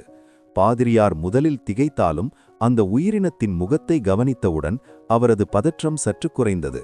அவர் தனது தலையை தாழ்த்தி அந்த வெள்ளி டிராகனுக்கு மரியாதை செலுத்தி இப்படி கூறினார்: மதிப்பிற்குரிய வெள்ளி டிராகனே, உங்களது ஓய்வுக்கு இடையூறு விளைவித்ததற்கு நாங்கள் மன்னிப்பு கேட்டுக்கொள்கிறோம். எங்களது இந்த திட்டமிடாத அத்தூரியலை பொறுத்து கொள்ள வேண்டுகிறோம். புனித வீரர்கள் ஒருவரையொருவர் பார்த்து கொண்டு தங்கள் வாள்களை கீழே இறக்கினர். ஆனால் எச்சரிக்கையாக தங்கள் விரல்களை வாள்பிடியிலேயே வைத்திருந்தனர். நாங்கள் உங்களை அவமதிக்க நினைக்கவில்லை, எங்களை மன்னித்து விடுங்கள் என்று அவர்களும் கூறினர். அவர்கள் கார்னை ஒரு வெள்ளி டிராகன் என்று தவறாக நினைத்து கொண்டனர். மனித சமூகத்தில் வெள்ளி டிராகன்கள் மிகவும் மதிக்கப்படுபவை என்பதால் கார்னின் தோற்றத்தை கண்டதும் அவர்கள் நிம்மதியடைந்தனர். கார்ன் அந்த மனிதர்களை ஒருவித ஆழ்ந்த யோசனையுடன் அமைதியாக பார்த்தார். தூய வெள்ளை அங்கியிலிருந்த அந்த முதிய பாதிரியாரும் கவசமிட்ட உயரமான புனித வீரர்களும் மிகவும் சோர்வாக காணப்பட்டனர். அவர்கள் உடைகள் பல இடங்களில் கிழிந்து சுருக்கங்களுடன் இருந்தன. அவர்கள் பல போர்களை கடந்து வந்திருப்பதையும் சரியாக ஓய்வெடுக்கவில்லை என்பதையும் அது காட்டியது. இருந்தபோதிலும் அந்த சோர்வையும் மீறி அவர்களின் கண்கள் அசைக்க முடியாத உறுதியுடன் பிரகாசித்தன. இது தீவிர நம்பிக்கை கொண்டவர்களுக்கு உரிய ஒரு பார்வை. கார்ன் தனது கம்பீரமான குரலில் கேட்டார்: நீங்கள் எங்கே செல்கிறீர்கள்? கார்ன் தனது டிராகன் ஆற்றலை சற்று குறைத்துக் கொண்டு பொதுவான மொழியில் கேட்டார்: நீங்கள் எங்கிருந்து வருகிறீர்கள்? மதிப்பிற்குரிய வெள்ளி டிராகனே, நாங்கள் ஒளி திருச்சபையைச் சேர்ந்த ஒளிக்கடவுளின் விசுவாசமான தொண்டர்கள் என்று அந்த முதிய பாதிரியார் பதிலளித்தார். அவரது கண்களை சுற்றியிருந்த சுருக்கங்கள் அவருக்கு 60 வயதிற்கும் மேல் இருக்கும் என்பதை காட்டின. கார்ன் தலையசைத்தார். அவர்களை துன்புறுத்தும் எண்ணம் அவருக்கு இல்லை, ஆனால் ஒரு ஆர்வம் இருந்தது. அவர் கேட்டார்: ஒளிக்கடவுளின் தொண்டர்களே, மக்கள் நடமாட்டமில்லாத இந்த ஆபத்தான மலைத்தொடருக்கு நீங்கள் ஏன் வந்தீர்கள்? மக்கள் தொகை அதிகமுள்ள பகுதிகளை விட்டுவிட்டு தங்கள் மதத்தை பரப்ப இவ்வளவு தொலைவு தூர மலைப்பகுதிகளுக்கு இவர்கள் ஏன் வந்தார்கள் என்பது கார்னுக்கு விசித்திரமாக தோன்றியது. திருச்சபையினரோ வரவிருக்கும் ஆபத்தை பற்றி உலகம் எச்சரிக்கையாக இருக்க வேண்டும் என்று விரும்பியதால் தயக்கமின்றி பதிலளித்தனர். எங்கள் போப் ஒரு தெய்வீக வெளிப்பாட்டை பெற்றார். மகா ஒளிக்கடவுள் கருணை உள்ளவர். ஒளிக்கு பின்னால் மறைந்திருக்கும் இருளை பற்றி நினைவூட்டவே அவர் அற்புதங்களை செய்கிறார். இருள் கிளர்ந்தெழுகிறது. அது நிலத்தை ஆக்கிரமிக்கப் போகிறது. உலகிலுள்ள அழகான, பிரகாசமான மற்றும் நீதியான அனைத்தும் மறைந்துவிடும். இதை கேட்டுக்கொண்டே கார்ன், இந்த ஆள் பேசிக்கொண்டே இருக்கிறார், ஆனால் விஷயத்துக்கு வரமாட்டேன் என்று தனக்குள் நினைத்தார். இவர்கள் எப்போதுமே கடவுள்களைப் பற்றி மிகுந்த மரியாதையுடன் பேசுவார்கள். ஏதாவது ஒரு புகழ்ச்சியை சொல்லாமல் விட்டால் அது ஏதோ. இப்படிப்பட்ட விசுவாசிகளுடன் பழகுவது கார்னுக்கு சற்று எரிச்சலூட்டுகிறதாக இருந்தது. உங்கள் கூற்றுப்படி இந்த தீய சக்திகளை கண்டுபிடிக்க முடியாவிட்டால் இந்த உலகமே அழிந்துவிடுமா? அப்படி என்ன வலிமையான தீய சக்தி அது என்று கார்ன் தனக்குள் கேட்டுக்கொண்டார். தெய்வங்களை வழிபடுபவர்கள் தங்கள் மதத்தை பரப்புவதற்காக பல விஷயங்களை மிகைப்படுத்தி பேசுவது வழக்கம். முந்தைய உலகமாக இருந்தாலும் சரி, இந்த உலகமாக இருந்தாலும் சரி, உலக அழிவு, இருள் சூழ்வது, மகா பிரளயம் என எச்சரித்துக் கொண்டே இருப்பார்கள். அவர்கள் சொல்வதெல்லாம் உண்மையாக இருந்தால் இந்த உலகம் எப்போதோ அழிந்திருக்க வேண்டும். இருந்தபோதிலும் கார்ன் மீண்டும் கேட்டபோது அந்த பாதிரியார் மிகவும் தீவிர முகம் கொண்டு கனமான குரலில் கூறினார், அது ஒரு கருப்புச் சூரியன். கார்ன் ஒரு கணம் ஸ்தம்பித்து போனார். இவர்கள் சொல்லும் அந்த சூரியனுக்கு கண்களும் விசித்திரமான உணர்நீட்சிகளும் இருக்குமா என்று யோசித்தார். அது ஒரு சூரியனைப் போல தோன்றும், ஆனால் அதன் உடல் முழுவதும் உணர்நீட்சிகளாலும் தீய ஆற்றல் நிறைந்த கண்களாலும் கூடப்பட்டிருக்கும். அது ஒரு பயங்கரமான தீய தெய்வத்தின் சிலை. அதை சரியாக கையாளவிட்டால் அந்த தீய தெய்வம் அதன் மூலம் பூமிக்கு வந்து இந்த உலகத்திற்கு முடிவில்லாத இருளை கொண்டு வரும். கருப்புச் சூரியன், தீய தெய்வத்தின் சிலை, உணர்நீட்சிகள் மற்றும் கண்கள், அமங்கலமான ஆற்றல், இந்த வார்த்தைகள் அனைத்தையும் கேட்டவுடன் கார்னுக்கு உடனடியாக ஓகர் பழங்குடியினரின் இடத்தில் தான் கண்டெடுத்த அந்த தீய தெய்வத்தின் சிலை நினைவுக்கு வந்தது. எதிர்பாராத திருப்பங்கள் எதுவும் இல்லை என்றால் இவர்கள் தேடுவது அதைத்தான். இந்த ஒளி திருச்சபையின் பாதிரியாரும் வீரர்களும் தேடிக்கொண்டிருப்பது தன்னிடம் இருக்கும் அந்த கருப்புச் சூரிய சிலையைத்தான் என்பதை கார்ன் உணர்ந்தார். அந்தச் சிலை விசித்திரமானதாகவும் தீய சக்தி கொண்டதாகவும் இருந்தாலும் அது ஒரு சாதாரண பொருள் அல்ல. கார்னின் பார்வையில் அதற்கொரு தனி முக்கியத்துவம் இருந்தது. அரிய பொருட்களை சேகரிப்பதில் கார்னுக்கு ஆர்வம் அதிகம். அந்த வகையில் அந்தச் சிலையும் அவரது சேகரிப்பில் ஒன்று. தற்போது அது பனிப்பாறை பிளவுகளுக்கு இடையே பாதுகாப்பாக மறைத்து வைக்கப்பட்டுள்ளது. இது உண்மையிலேயே உலக அழிவை ஏற்படுத்துமா? இதை இவர்களிடம் ஒப்படைக்க வேண்டுமா என்று கார்ன் மௌனமாக யோசித்தார். ஒளி திருச்சபையினரின் பேச்சில் பல மிகைப்படுத்தல்கள் இருக்கும் என்பது கார்னின் கணிப்பு. அவர்கள் அதை உண்மையாகவே நம்பலாம், ஆனால் அதுவே உண்மையாக இருக்க வேண்டிய அவசியமில்லை. கார்ன் தர்க்க ரீதியாக சிந்தித்தார். ஒரு கடவுள் இந்த உலகிற்குள் நுழைய வேண்டுமென்றால் அவர் ஒரு அவதார வடிவிலேயே வர முடியும். மற்ற கடவுள்கள் சும்மா இருக்கும்போது ஒரு அவதாரத்தால் மட்டும் ஒரு உலகை அழிப்பது அத்தனை எளிதல்ல. ஒரு கடவுள் இந்த உலகிற்குள் வந்துவிட்டால் அவர் அழிதற்றவர் அல்ல, அவருக்கு மரணம் சம்பவிக்கலாம். அது மட்டுமின்றி எவ்வளவு வலிமையான கடவுளாக இருந்தாலும் அவர்களுக்கு விசுவாசம் தேவை. உலகையே அழித்து விட்டால் அவர்களுக்கு யார் விசுவாசமாக இருப்பார்கள்? எனவே இந்த உலகை அழிக்கும் விளையாட்டை எந்த கடவுளும் அவ்வளவு எளிதாக விளையாட மாட்டார்கள். அது மட்டுமல்லாமல் உலகங்கள், கார்னின் புரிதலில் இந்த உலகங்களை அவ்வளவு எளிதில் அழித்துவிட முடியாது. அதிகபட்சம் அங்கு வாழும் உயிரினங்களை மட்டுமே அழிக்க முடியும். இருள் ஒளியை விழுங்கும் என்பது ஒருவேளை அந்த தீய கடவுள் இந்த உலகில் ஒளிக்கடவுளின் செல்வாக்கை குறைக்க முயற்சிப்பதை குறிக்கலாம். இந்த கருப்புச் சூரிய தீய கடவுள் ஒளி திருச்சபைக்கு பெரிய தொல்லைகளை கொடுத்து ஒளிக்கடவுளின் மீதான நம்பிக்கையை சிதைக்கக்கூடும் என்பதாலேயே அந்த தெய்வம் இதில் தலையிட்டிருக்கலாம். ஒளிக்கடவுளுக்கு சூரிய கடவுள் என்ற மற்றொரு பெயரும் உண்டு. ஒருவேளை இந்த தீய கடவுளுக்கு அவரோடு தனிப்பட்ட பகை இருக்கலாம். ஆனால் இவை அனைத்தும் கார்னின் யூகங்களே. சற்று யோசித்த பிறகு கார்ன் தனது மனதை அமைதிப்படுத்திக் கொண்டு கேட்டார், ஒருவேளை யாராவது அந்த கருப்புச் சூரிய சிலையை கண்டுபிடித்து உங்கள் திருச்சபையிடம் ஒப்படைத்தால் நீங்கள் என்ன செய்வீர்கள்? பாதிரியார் மிகுந்த நம்பிக்கையுடன் பதிலளித்தார், நிச்சயமாக நாங்கள் அதை அழித்து விடுவோம். மிகவும் நம்பிக்கையாக சொல்கிறார். அப்படியானால் அந்த சிலையை அழிக்கும் வழிமுறை ஒளி திருச்சபையிடம் இருக்கிறது போலிருக்கிறது என்று கார்ன் தனக்குள் நினைத்து கொண்டார். சிறிது இடைவழிக்கு பிறகு அவர் எதேச்சையாக கேட்பது போல ஒரு கேள்வியை கேட்டார். எனக்கு ஒரு சந்தேகம், அந்த சிலையினை ஒப்படைத்து இந்த உலகை காப்பாற்றும் அந்த வீரனுக்கு ஏதேனும் வெகுமதி, ரிவார்டு கிடைக்குமா? பாதிரியார் ஆவலுடன் தலையசைத்தார். நிச்சயமாக. பிறகு ஏதோ ஒரு மிகப்பெரிய நன்மையை விவரிப்பது போல தாளாத பக்தியுடன் பேசத் தொடங்கினார். உயரிய ஒளிக்கடவுள் அவருக்கு தனது புனிதமான ஆசிர்வாதங்களை வழங்குவார். பாதிரியார் அந்த வெகுமதியை பற்றி பரவசத்துடன் தொடர்ந்தார். அந்த வீரன் இறைவனின் பேரருளில் நனைவார்.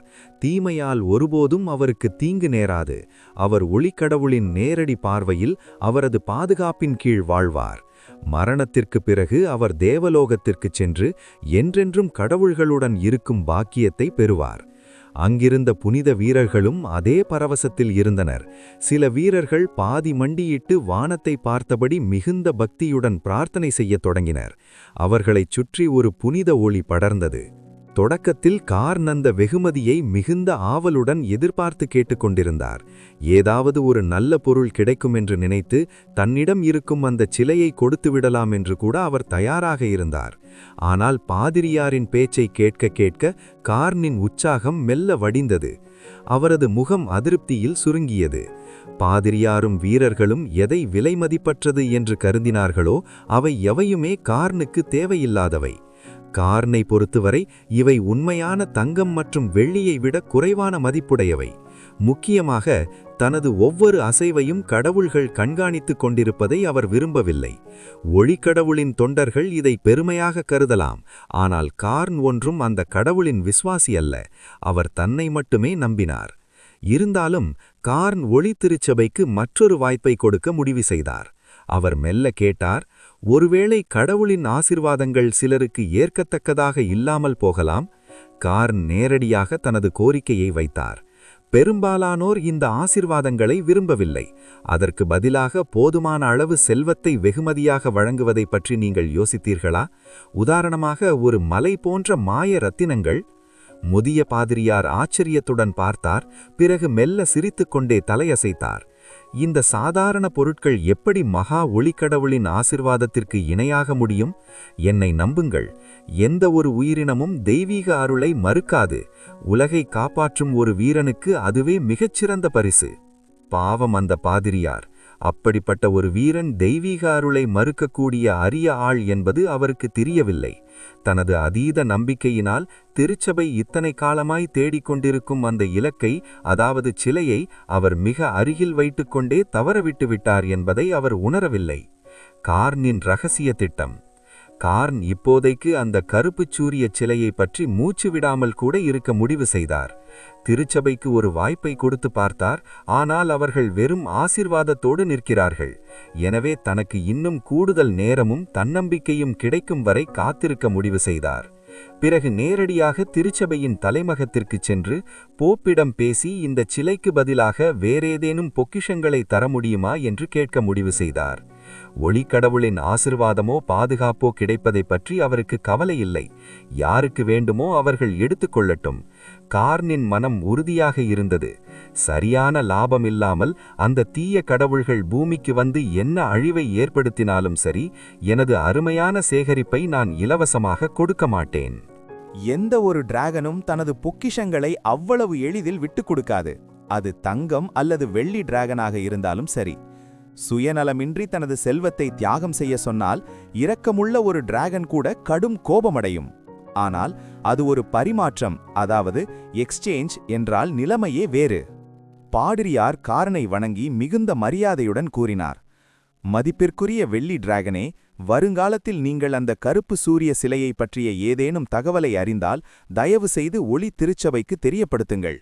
அந்த முடிவில்லாத இருள் ஒளியை ஆக்கிரமிப்பதை தடுக்க உதவுங்கள். அந்த சமயத்தில் உங்கள் உழைப்பை ஒளி திருச்சபை ஒருபோதும் மறக்காது. கார்ன் தனது டிராகன் கொம்பை தடவிக்கொண்டே அந்த பணிவான பாதிரியாரை குனிந்து பார்த்தார். எந்தவித உணர்ச்சியையும் வெளிப்படுத்தாத அமைதியான குரலில், நான் இதை பற்றி யோசிக்கிறேன் என்று பதிலளித்தார். உங்கள் புரிதலுக்கு நன்றி என்று பாதிரியார் நன்றியுடன் கூறினார். பிறகு அந்த மின்னும் வெள்ளி உடலை பார்த்து மரியாதையுடன் ஒரு கேள்வியை கேட்டார். இது உங்கள் எல்லை அல்ல என்பது எனக்கு தெரியும். ஒரு முழு வளர்ச்சியடைந்த வெள்ளி டிராகன் இந்த மலைத்தொடருக்கு வர காரணம் என்னவென்று நான் தெரிந்து கொள்ளலாமா? டிராகன் முதுகுத்தண்டு மலைகளில் ஒரு வெள்ளி டிராகன் சும்பா தோன்றுவதற்கு வாய்ப்பில்லை என்பதை அவர் உணர்ந்திருந்தார். கார்ன் தெற்கு நோக்கி தனது பார்வையை திருப்பி கண்களை சுருக்கி பார்த்துவிட்டு சொன்னார், நான் தெற்கே இருக்கும் மனித ராஜ்யங்களை நோக்கி சென்று கொண்டிருக்கிறேன். இங்கு கடந்து செல்லும் வழியில் சற்று ஓய்வெடுத்தேன். உண்மையில் அவர் உறங்கத் தொடங்கி அதிக நேரம் ஆகவில்லை. அதற்குள் இந்த மனிதர்களின் வருகையை அவர் உணர்ந்துவிட்டார். சூரியன் அடிவானத்தில் உயரே உதித்த பிறகு அதன் வெப்பத்தை உணர்ந்த கார்ன் விழித்து கொண்டார். ஓ, அப்படியா என்று பாதிரியார் யோசனையுடன் தலையசைத்தார். பிறகு அவர் மெல்ல பெருமூச்சு விட்டு கார்னிடம் கூறினார். வெள்ளி டிராகன்கள் மனித சமூகத்தை மிகவும் விரும்பும் என்று நான் கேள்விப்பட்டேன். ஒருவேளை நீங்கள் மனித ராஜ்யங்களுக்கு சுற்றுலா செல்ல விரும்பலாம். ஆனால் நீங்கள் தேர்ந்தெடுத்த நேரம் அவ்வளவு சரியாக தெரியவில்லை. கார்னின் கண்கள் லேசாக மின்னின.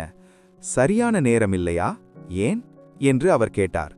பாதிரியார் மிகுந்த வருத்தத்துடன் தலையசைத்து சொன்னார். மனித தேசங்களின் நிலம் தொடர்ச்சியான போர்களினால் இரத்தத்திலும் மரணத்திலும் ஊறியிருக்கிறது. அமைதியும் ஸ்திரந்தன்மையும் வெகு தொலைவில் இருப்பது போல தெரிகிறது. போர் எங்கும் பரவி எரிகிறது. காற்றில் புகையும் சாம்பலும் நிறைந்திருக்கிறது. தீய கடவுள்கள் இருண்ட மூலைகளில் ஒளிந்து கொண்டு ஒளியையே உற்று பார்த்து கொண்டிருக்கிறார்கள். தற்போதைய நிலைமை மிகவும் மோசமாக உள்ளது. அந்த பாதிரியாரும் அவரை சுற்றியிருந்த சுனித வீரர்களும் தங்களின் உறுதியான முகங்களில் ஒருவித உதவியற்ற தன்மையை வெளிப்படுத்தினர். ஒளிக்கடவுளின் தொண்டர்களாக இருப்பதால் கருணை மற்றும் நீதிதான் அவர்களின் முதல் தார்மீக கடமை. அன்புள்ள மனிதர்களாக மனித சமூகத்தின் தற்போதைய அவல நிலையைக் கண்டு அவர்கள் மனம் வருந்தினர். ஆனால் நோவா கண்டத்தில் ஒளி திருச்சபை ஒருபோதும் மனிதர்களுக்கிடையான போர்களில் தலையிடுவதில்லை. இப்போது தீய கடவுள்களின் அச்சுறுத்தல் வேறு இருப்பதால் போரில் சிக்கித் தவிக்கும் மக்களுக்காக அவர்களால் பெரிய அளவில் எதுவும் செய்ய முடியவில்லை. பாதிரியார் கார்னை பார்த்து தொடர்ந்தார். ஒருவேளை நீங்கள் கருணையோடும் இரக்கத்தோடும் மனித ராஜ்யங்களுக்கு சென்றால் நீங்கள் ஏமாற்றமடையக்கூடும் என்று பாதிரியார் கூறி முடித்தார். ஆனால் கார்னின் முகம் எந்த சலனமுமின்றி அமைதியாக இருந்தது. அவர் கேட்டார், ஒரு உண்மையான டிராகன் ஏன் மனிதர்களுக்கிடையிலான மோதல்களை பற்றி கவலைப்பட வேண்டும்? கார்னின் இந்த துடுப்பான பதில் பாதிரியாரை சற்று அதிர்ச்சியடைய வைத்தது. ஏதோ ஒன்று தவறாக நடப்பதாக அவர் உணர்ந்தார். கார்ன் மனிதர்களின் துன்பத்தைக் கண்டு வருத்தப்படுவார் அல்லது அவர்களுக்கு உதவ முன்வருவார் என்று அவர் எதிர்பார்த்தார். ஆனால் உண்மை வேறாக இருந்தது. வெள்ளி டிராகன்கள் பற்றிய அந்த அன்பான கதைகள் எல்லாமே வெறும் கற்பனையாகவே இருக்கக்கூடும் என்று பாதிரியார் தற்கொலை சிரிப்புடன் தனக்குள் நினைத்து கொண்டார். புத்தகங்களில் படித்ததையும் மக்கள் சொல்லிக் கேட்டதையும் வைத்துக்கொண்டு வெள்ளி டிராகன்கள் இயல்பினிலே கருணை உள்ளது என்று தான் முட்டாள்தனமாக நம்பிவிட்டதை அவர் உணர்ந்தார். டிராகன்கள் அரிது. பெரும்பாலான மக்களுக்கு அவற்றை பற்றி வழிவழியாக வந்த கதைகள் மூலமே தெரியும். அந்த கதைகள் உண்மையா இல்லையா என்பது கூட அவர்களுக்கு தெரியாது. மேதகு வெள்ளி டிராகனே, உங்களை மீண்டும் தொந்தரவு செய்ததற்கு மன்னிக்கவும். உங்களுக்கு வேறு காரியங்கள் இல்லை என்றால் நாங்கள் புறப்படுகிறோம். நாங்கள் ஆராய வேண்டிய இருண்ட நிழல்கள் இன்னும் நிறைய காத்திருக்கின்றன என்று அந்த பாதிரியார் மிகுந்த மரியாதையுடன் கூறினார்.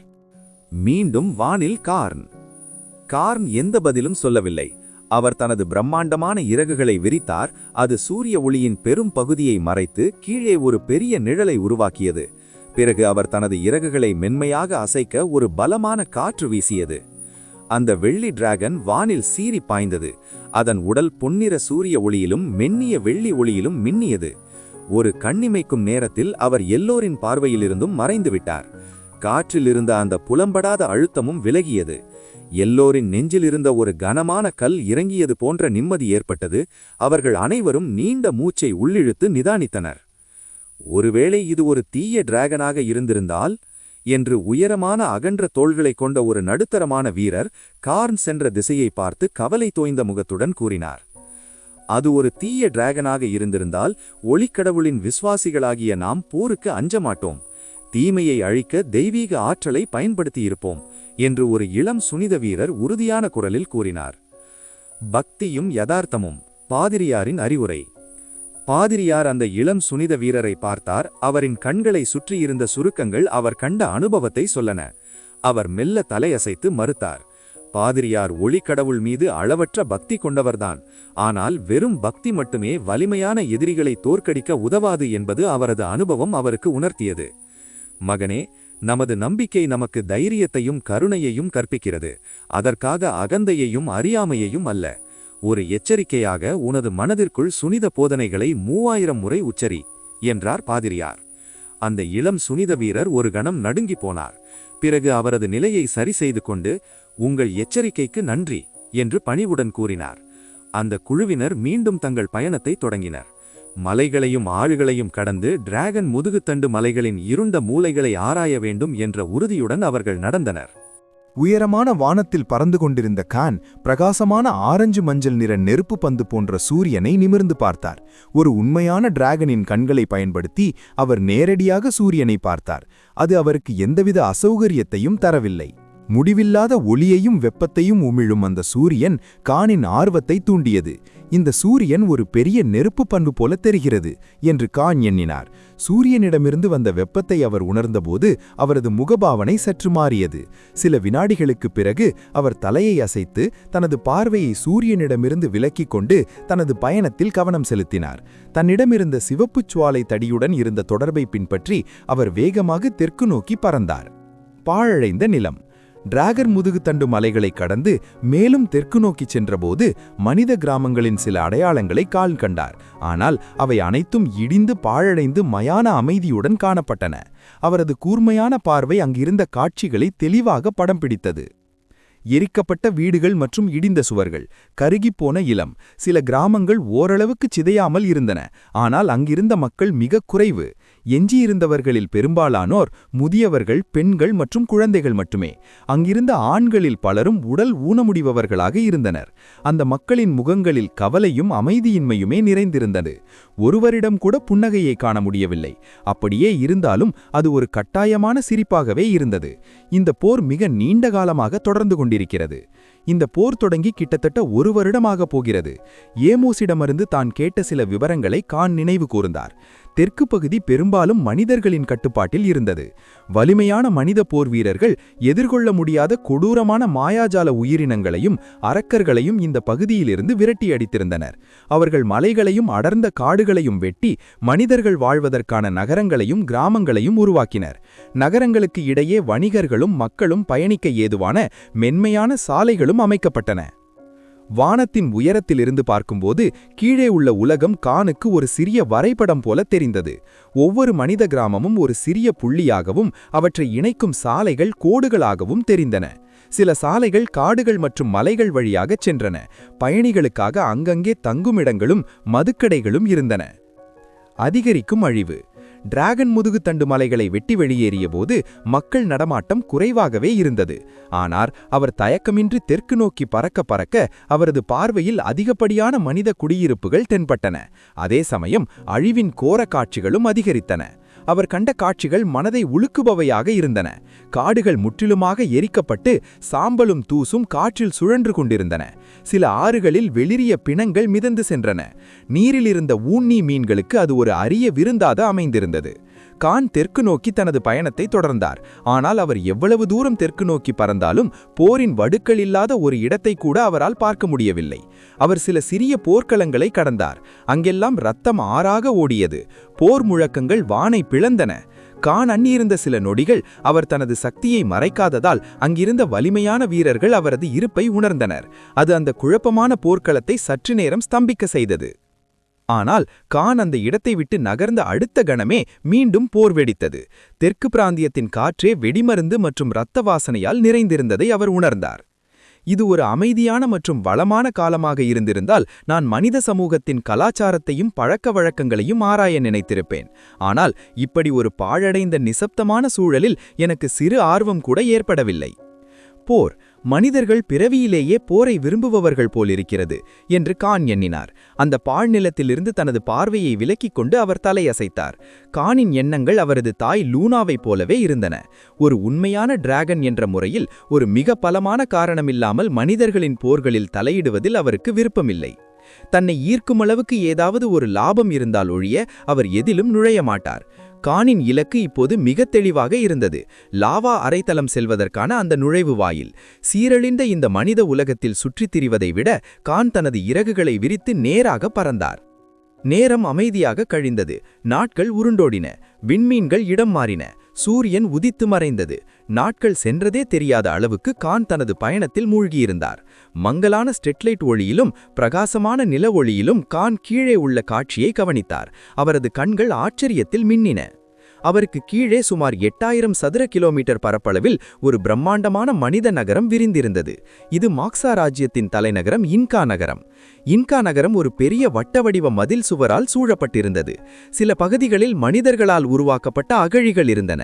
அந்த அகழிகளுக்கு அருகில் இரத்தவெறி கொண்ட சில மாயாஜால உயிரினங்கள் பதுங்கியிருப்பது மங்கலாக தெரிந்தது. அந்த மதில் சுவர்கள் மீது வீரர்கள் இரவு நேர காவலில் நின்றபடி நகருக்கு வெளியே உள்ள பரந்த உலகத்தை கண்காணித்துக் கொண்டிருந்தனர். அமைதியும் இருளும். நகருக்குள் ஊரடங்கு உத்தரவு அமலில் இருந்ததால் எங்கும் கிம்மிருட்டாக இருந்தது. கானின் பார்வையில் அங்கொன்றும் இங்கொன்றுமாக சில விளக்குகள் மட்டுமே தெரிந்தன. நகரின் 90% பகுதி இருளில் மூழ்கியிருந்தது. கடுமையான வீரர்கள் தெருக்களில் ரோந்து சென்றனர். யாரும் சுதந்திரமாக வெளியே நடமாட்ட துணியவில்லை. வீடுகளின் கதவுகள் இறுக்கமாக மூடப்பட்டிருந்தன. எங்கும் நிசப்தம் நிலவியது. இந்த நகரின் அமைப்பு மிகவும் தனித்துவமானது. நகரின் நிலப்பரப்பு வெளிப்புறத்திலிருந்து உட்புறம் நோக்கிச் செல்ல உயர்ந்து கொண்டே செல்கிறது. அந்த வட்டவடிவ நகரின் மையப்பகுதியில் வானத்தை முட்டும் அளவுக்கு ஒரு பிரம்மாண்டமான கம்பீரமான கோட்டை நின்றது. இரவு நேரத்தில் அந்த பெரிய கோட்டை ஒரு கலங்கரை விளக்கம் போல பிரகாசமாக மின்னியது. அது ஒட்டுமொத்த இரவு வானத்தையே ஒளிர வைத்தது. மேலும் நகரை பிரிப்பதற்காக பல வட்டவடிவ உள்மதில் சுவர்களும் அங்கே இருந்தன. நகரின் மதில் சுவர்கள் வீடுகளை பிரித்து வைத்திருந்தன. மையப்பகுதியை நோக்கிச் செல்ல கட்டிடங்கள் மிகவும் ஆடம்பரமாகவும் கம்பீரமாகவும் மாறின. நகரின் விளிம்புகளில் இருந்த வீடுகளோ உடைந்த மரக்கட்டைகள் மற்றும் அட்டைகளால் செய்யப்பட்ட குடிசைகளைப் போல மிகவும் எளிமையாகவும் கரடுமுரடாகவும் இருந்தன.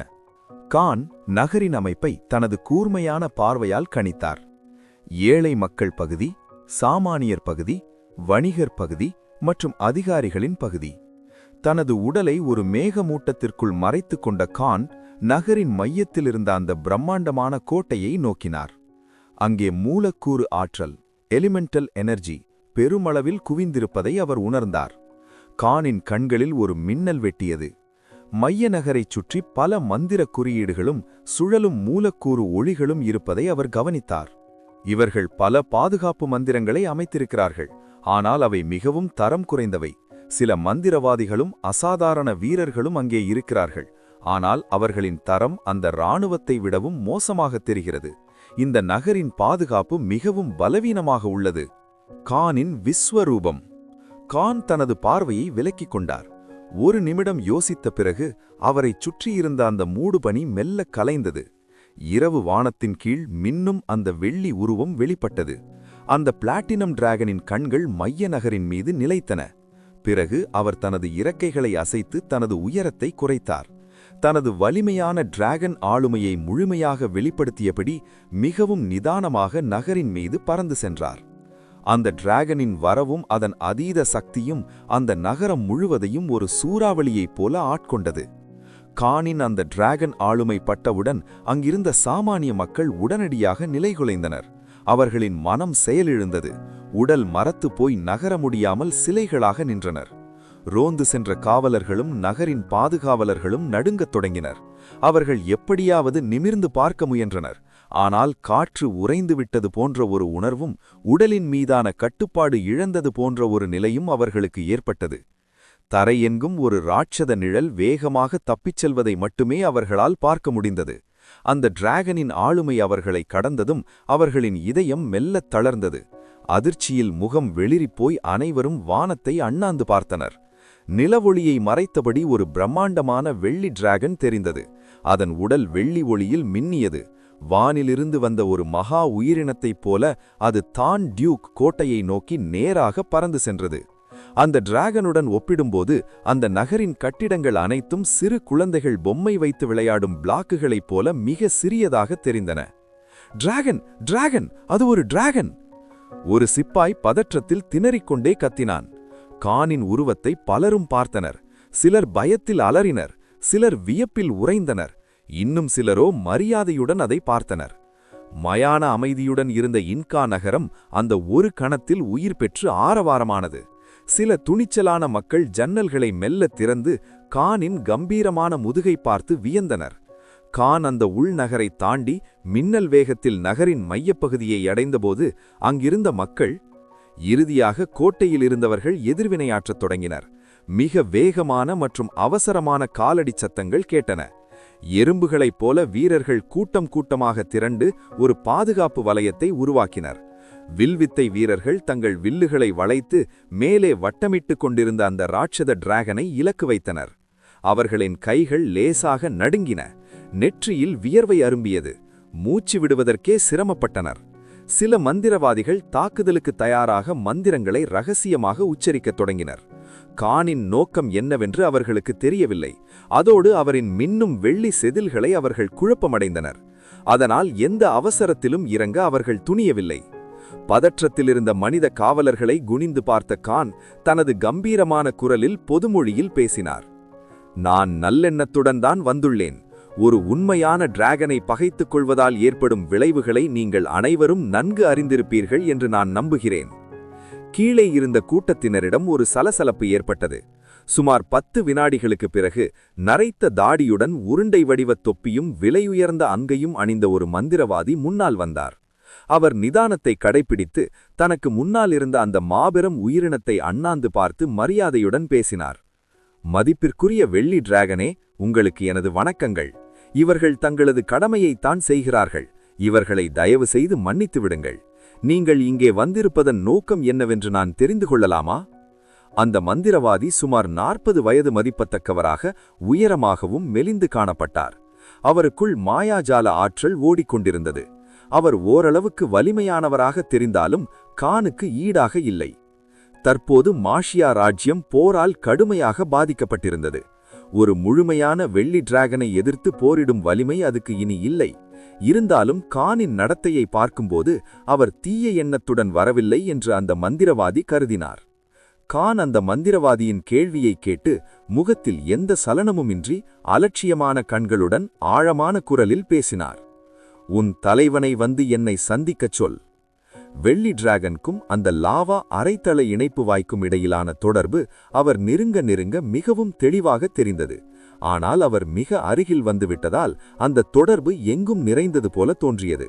இதனால் அதன் சரியான இடத்தை கானால் துல்லியமாக கணிக்க முடியவில்லை. ஆனால் அது இந்த மைய நகரில்தான் இருக்கிறது என்பதில் அவருக்கு எந்த சந்தேகமும் இல்லை. மந்திரவாதியின் முகம் லேசாக மாறியது. அவர் புருவங்களை சுருக்கிக் கொண்டு சொன்னார். மதிப்பிற்குரிய வெள்ளி டிராகனே, நீங்கள் அனுமதியின்றி எங்கள் நிலத்திற்குள் நுழைந்துள்ளீர்கள் என்பதை நீங்கள் அறிவீர்கள். எங்கள் அரசர் வந்து உங்களை சந்திக்க வேண்டும் என்று நீங்கள் விரும்புவது ஒருவேளை. திடீரென்று மந்திரவாதியின் வார்த்தைகள் நின்றன.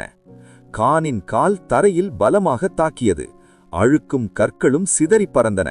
நிலத்தில் அங்கங்கே பிளவுகள் ஏற்பட்டன. நிலம் பயங்கரமாக அதிர்ந்தது. நில ஒளியில் அந்த மந்திரவாதியின் முகம்